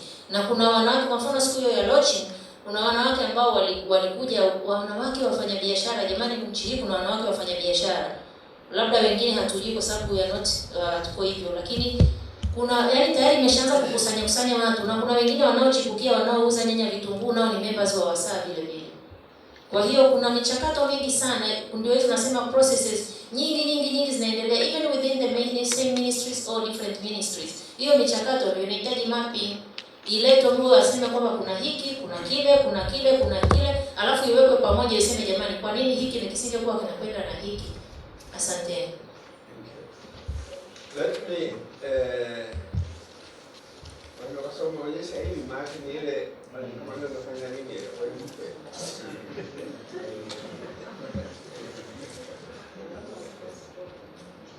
Yes, please. Nashukuru sana kwa kuniona. Mimi naitwa Jennifer Bash. Devota Ikogola ameniongelea lakini hakujua kama niko nyuma yake. Mimi ndio na manage na plan Alaska Tanzania. Nimeingia ukaya akiwa naongelea challenges. Mmoja wapo akaongelea kuhusu issue ya umeme. Swali langu ni mtu kama ukaya akiongelea challenge yake hapa, yani solution ambayo inatoka hapa ni nini? Au anaongea tu basi tumesikiza challenge yake basi? Yani tujue kwamba akiongelea mpaka anaiongea hapa ni kwamba tatizo lipo na ni kubwa. Na akishaongea tunafunga vitabu, mkutano umeisha na tumeisikia basi, au kuna mchakato ili tujue kwamba kaongea challenge na imefanywa kazi. Nimeongea hivyo sababu na mimi na tatizo hilo na nimeweza kufika mpaka kwa Mheshimiwa Waziri wa Viwanda na Biashara, lakini mpaka leo sijafanikiwa. Issue ya umeme. Na umeme mimi nilipojenga kiwanda, nikaweka mashine, nikafuatilia TANESCO, ni nguzo 3 tu kutoka kwenye kiwanda changu umeme ulipo. Lakini nikaletewa bili ya milioni 23. Naambiwa hii ni ya transformer, inabidi ninunue transformer. Na pia umeme wa pale ni mdogo, inabidi mimi niwekee umeme mkubwa kwa ajili ya mashine. Lakini unapoanza biashara huweki wewe cost za transformer. Transformer sio cost ya biashara. Unapokuja kuletewa bili kama ile ya milioni 23, sielewi unategemea kwamba pesa hizo sisi tunazitoa wapi. Na ili kuencourage viwanda ni serikali iweze kutuwekea mazingira wezeshi. Sisi tujenge, tuanze kazi. Lakini sio mimi niweke kiwanda, niweke mashine afu bado ninunue transformer. Na ukiangalia kuna clause pale chini kwamba this is the property of TANESCO. Why should I pay for the property of TANESCO? It's not the property of Alaska, it's the property of TANESCO. Lakini unakuta umezungushwa, mimi nimemaliza mwezi wa 9. Nikaweka kufuli. Nimeambiwa juzi ndio mheshimiwa kazindua, sio ndio rea ngapi tutaletewa umeme. Bado umekaa mtu nasubiri hiyo rea, mpango wa rea ufanikiwe ili upate umeme. Lakini kuzunguka nimezunguka kote. Na juzi hapa nimepata tenda ya ku-export unga, lakini sijaanza kuzalisha. Ilipofikia hapo na pesa unayokuwa umejengea ndio hiyo mikopo. Mkopo umekaa pale hauzalishi. Nikaamua kwenda kumwomba mtu mwingine mwenye kiwanda kuona lipia yeye chaji zake za umeme pale. Kwa hiyo bidhaa mtaiona pale nje, lakini haizalishi kwenye kiwanda changu. Inazalishwa kwenye kiwanda cha mwingine. Na nilipopata hiyo tenda nikaenda Wizara ya Kilimo kuulizia process zote. Nikaambiwa sasa hivi hatutoi export permit, maana chakula hakitoshi nchini. Nikasema basi nitajuaje kwamba leo hii nimeanza kutoa export permit ili nimjulishe mteja wangu. Nikaambiwa itabidi uwe unapita hapa kuulizia. I was like, really? Hivyo Tanzania viwanda tunayotaka? Mtu unapata tenda unataka kusafirisha, unaambiwa hamna permit, na permit utaijua ukiwa unakuja huku unapita ili ujue kama zimeanza kutoka. Nikamwambia basi naomba hata namba ya simu ili na kufuatilia. Kaambia simu zetu zimeharibika. Hiyo ni Wizara ya Kilimo. Kwa nikaondoka, lakini nilimtafuta waziri nikampa taarifa. Akaniambia kweli hawatoi permit sasa hivi. Wataangalia labda baada ya mwezi. Kwa hapa nimekaa nasubiri baada ya mwezi. Na nikamwambia mteja wangu ngoja tusubiri baada ya mwezi chakula kikipatikana labda ndio tutapata permit ili tuweze kupata hizo tenda za nje. Kwa tukikaa tunaongea tuangalie vingine unaongea na pia you make efforts to follow up ila majibu hamna. Mpaka kuna mtu aliniambia wewe labda usubiri siku ukifanikiwa kwa kuwa karibu na rais andika kimemo umshie. Sasa tutasubiri kupata nafasi hiyo turushe vimemo tuweze kusikilizwa kweli. Yangu ni hayo tu, asante sana. Profesa Samani hii sema milioni 24 ile moja ilikuwa ya kwangu. Labda niseme hivi. Sorry. Haya teknolojia bana. Thank you. Sasa wewe mwanaume ndio uko mwenye yani, lakini anyway, nazungumza bwana. Mimi nitakuelezea kina mama. Nashukuru mwenyekiti. Mimi naitwa Oscar Taimu. Mwenyekiti, samahani kidogo. Nilikuwa naomba uwepo wa katibu mkuu ofisi ya makamu wa rais, upande wa mazingira. Naomba katibu mkuu kwa heshima na taadhima sana. Nafikiri ukiwasiliana na katibu mkuu wa nishati na madini kwa ajili ya kuwezesha hawa wazalishaji wa ndani waweze kunufaika na rasilimali zilizoko hapa, naomba sana kwa heshima na taadhima ili wasaidie. La pili, meneja wa ukaya na kupongeza sana kwa huo ujaribu kuwa na kiwanda na kuzalisha katika mazingira magumu sana kama ulivyoeleza. Ulisema kuna tatizo la mvua. Sasa sijui mhogo, sijui kama unawezekana kukaa na umwagiliaji, sijui unafanyaje meneja wa ukaya. Nashukuru mwenyekiti, hayo machache sana. Asante. Labda ni able to wewe 15 minutes ago. Na najua hapa ndani there are some who are teachers and they are very fond of giving marks. Watanipa mimi sijui marks gani au. Please don't give me some marks for moderation. Marke sasa nataka tumalize. Unless management iseme vingine. Lakini pamoja na hayo ningeomba mwishoni, yani hao baada ya kujibu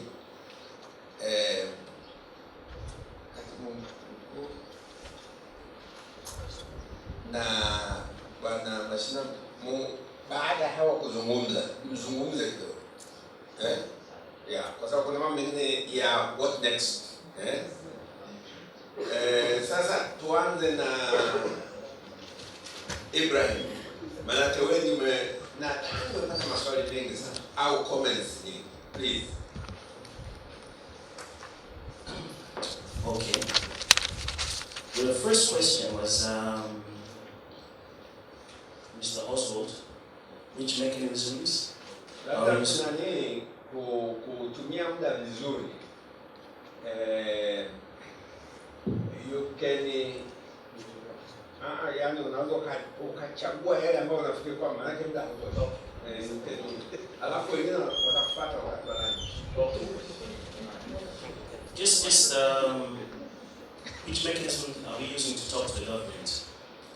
Now, you asked the question, Mr. Oswald. We've talked to many people in the government. I don't know, business colleague can attest to this, because at the end of the day, unaenda kuongea na TANESCO, anakwambia subiri, ngojea mwezi miwili mitatu. Now, REA is taking the plane. They're telling us now is July, August. We are sitting on orders here. Okay? We're sitting on orders not less than 15 tons per month. And that's just basically, we're underproducing as we speak.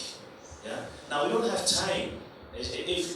Once you understand how to, when people understand how, when you start running a company, when you start running a production facility, you don't have the time to go to offices and beg for electricity. You just simply don't. You see, get the point? You don't have the time. We have enough challenges it is, workers, thefts, the list goes on. Now, what we've decided is that we're not going to TANESCO anymore. We are talking to two organizations, I'm not going to say names. We are looking for grants, and when we do get grants, we're going to buy our own transformer, and we'll set up our own electricity infrastructure. That's what we're going to do, because there's no way to wait until August, September, July, August, September. Hatuwezi.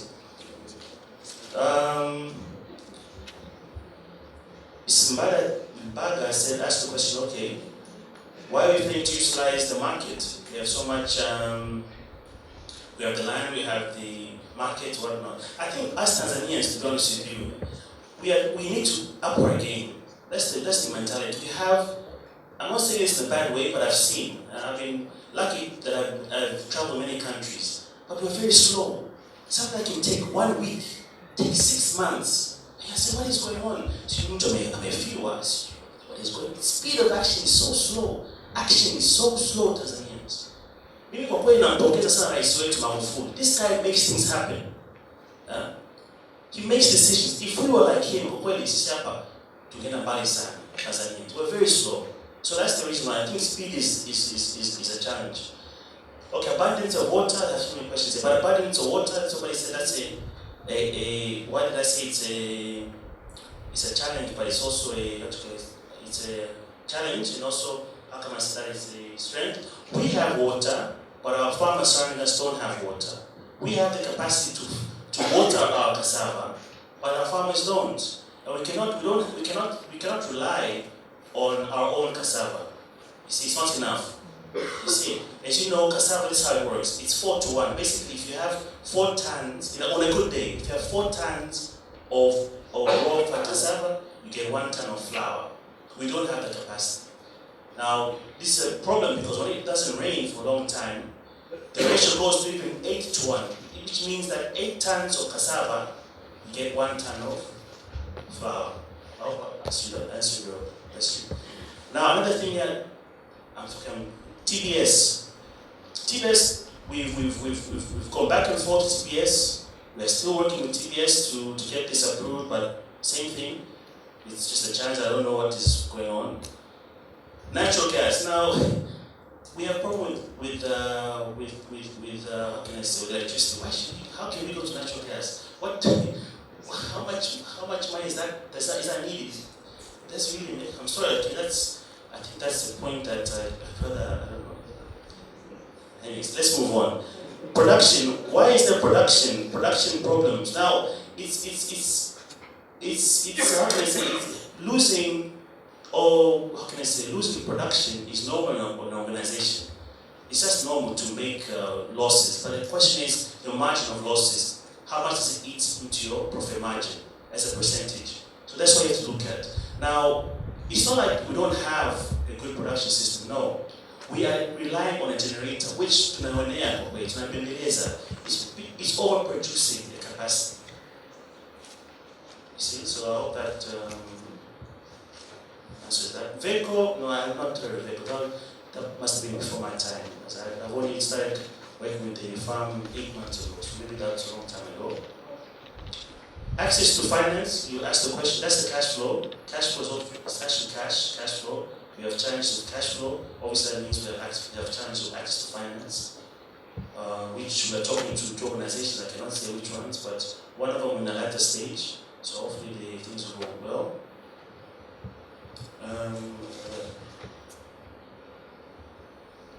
Okay. There's another one, the gentleman behind there asked the question, individual, farmers, how do we said that we have a network of over 200 farmers. Yes, we've given them in the past cassava cuttings for them to grow their own cassava. This is how one way we have a relationship with them. We also have a database of a few of them, not all of them. I think around 60-70 of the database, we have their database. But also what we do when we have a big order, we put advertisements, and we put advertisements in the local villages where they can call us. Yeah. We have a center as well in Mtawanya, where they know that this is the place where they can bring their cassava. You asked about the signature of any legal signature. We've signed memorandums of understandings with 2 organizations.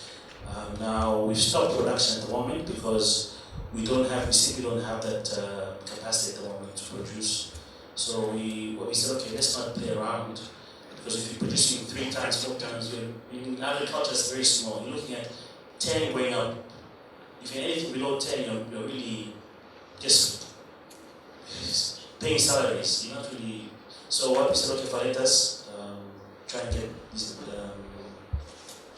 funds. I think that's pretty it.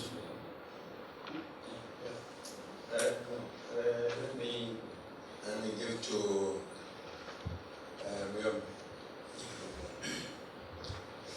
Thank you very much. The first issue that was raised was concerning slide number 3, and that was on the framework of documents. I was asking why CDIP was put above Tanzania Vision 2025, I think. And it was meant to imply that CDIP came first, and then Vision came later within the framework, in that sense. Then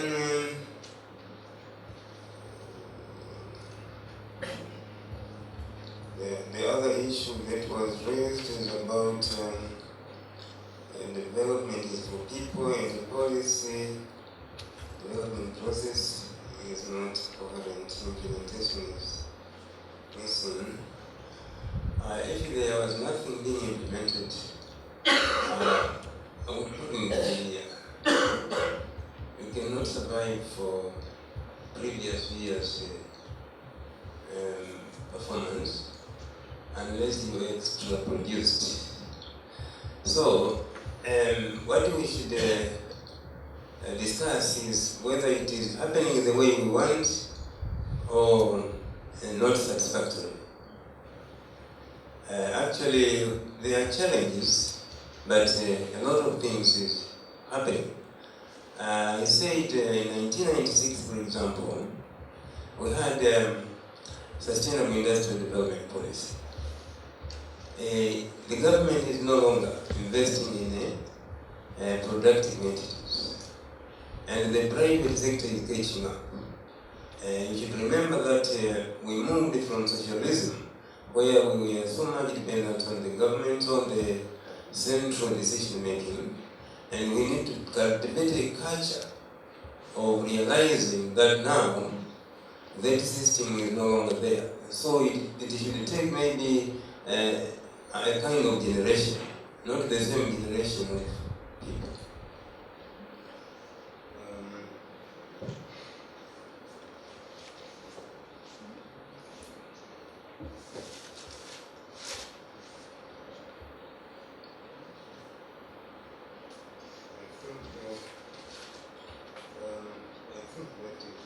There is another issue, one of them, issue I would like to touch, what type of industries are we going for? The type of industries we can discuss in terms of capital intensive or labor intensive. For that matter, we prefer labor intensive industries because our goal is to create massive employment for our people. Again, we can classify industries based on intensity of technology utilization, where we have heavy industries, light industries, and low-level technologies. For that matter, we prefer light industries because that is feasible within our country, and the heavy industries could spend a lot of capital to invest in. So we have few priorities for capital intensive industries like Chichuma and Luganga, and they are taking so many years to implement. And if you see the statistics, in recent years, economists are saying that Tanzania is one of the best in Africa, well-growing, well-performing countries in the economies. And you can see the gap between agriculture and the industry contribution to GDP is also expanding, meaning agriculture is losing some part.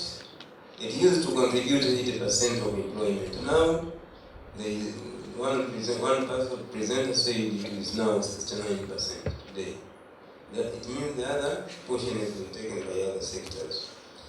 And what direction we are moving towards zoning our country? Actually, we zone our country naturally based on what we call comparative advantages of the zones. So we have different corridors, we call corridors, southern corridor, and in the eastern side we have the benefit of the ocean, in the ocean. So there is a benefit of having ports because of that ocean, because of that location. And in the southern highlands, we have 5 regions who are the best producers of crops. So we can call it agricultural corridor. That is a kind of zoning, etc., etc. I should end up here unless someone wants to comment.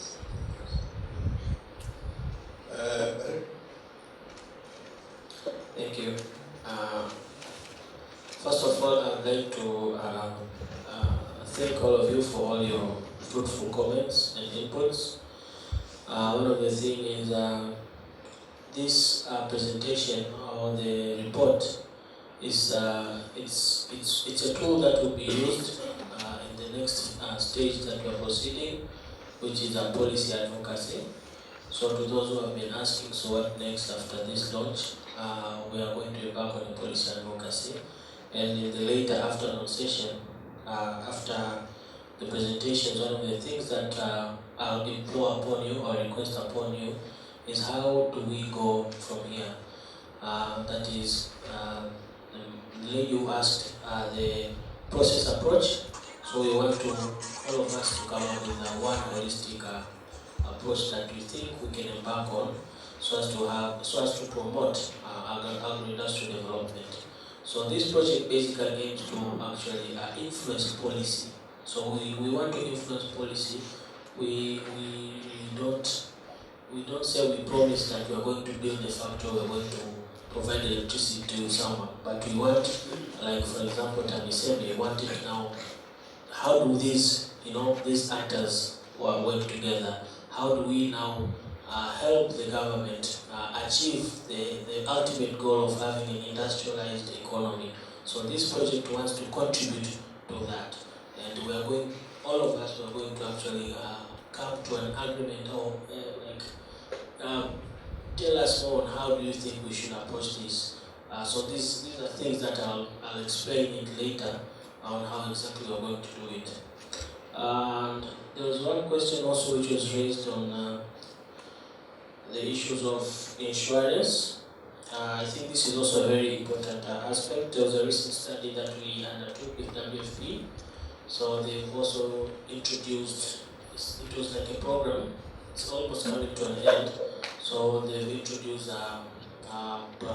insurance schemes to farmers on their agricultural produce, and especially on maize. But I think they're doing it on a trial basis, trying to see to what extent that really has an impact on yields, because you can have that scheme, but at the same time it may not work. Maybe that's not what they really want. Maybe they just want inputs. Maybe they, so there are a lot of factors. Of course, yes, one of the most important things in climate change adaptation is climate change, the insurance schemes. So these are also some of the things which we can also discuss on it further. Yes, we did not talk of it much on the study, but these are things that we also have. We can also try and talk more of it as we move further on our project. Well, on issues of linking these policies, I think Dr. Mashindano can also talk more on it, like on what should be the best way, for example, for a person like Ukaya to be assisted. So I won't talk much on it. Yes, there was an issue of byproducts, capacity building and awareness creation. I would like to bring this point again. Under this project, we also have a capacity building component where we undertake trainings. So there will be training sessions later on. So one of the things is we come up with topics that we think we can build capacities, and because during this phase now we're looking into agro-processing. So maybe as one of the speakers proposed, utilization of byproducts. This is something that most of the people are not aware of. Sitting here, these two colleagues, the gentleman was asked, well, what do you use after having byproducts of your cassava? What else? So he says he throws away. But the lady next to me says he wants to use the byproducts to feed his pigs. So you see, these are two different opinions, which now if we can build capacities and everyone can understand, like maybe you don't need to waste everything that you produce, that everything that you produce can be utilized. So that is something that will be also used further. Just trying to wind up. There was a comment from TDB on issues of crop insurance, missing link. Yes, also that's something which we can. We would like it to be part of our policy advocacy. So we'll try to see how we can package. We need to package a message that we can now go and advocate it further. Which issues do you think, like if we stand in front of the Ministry of Industry and we'll tell them A, B, C, D will help you attain your ultimate goal. So yeah. Now lastly, pole sana kwa Alaska for all the troubles that you've incurred. We're also now currently undertaking an impact assessment on export permit. This is a very big problem that we've seen. Not only you, big companies like Mohammed Enterprise, they've actually, okay, this is there are big companies which have incurred huge losses. Some have had to pay customers back their money. They had to refund back money because customers from abroad were supposed to already receive consignments, but So these are things that we're also doing now. This is a different study, but we're trying to engage with the government to propose to them to come up with more realistic and more open schemes for the public to understand, like issues of export permit. To what extent can these be made more public, and which commodities need to be imposed export permit? Should we impose export permit to coffee, or we should impose on maize? Which commodities are food security sensitive? Those are the discussions that are ongoing.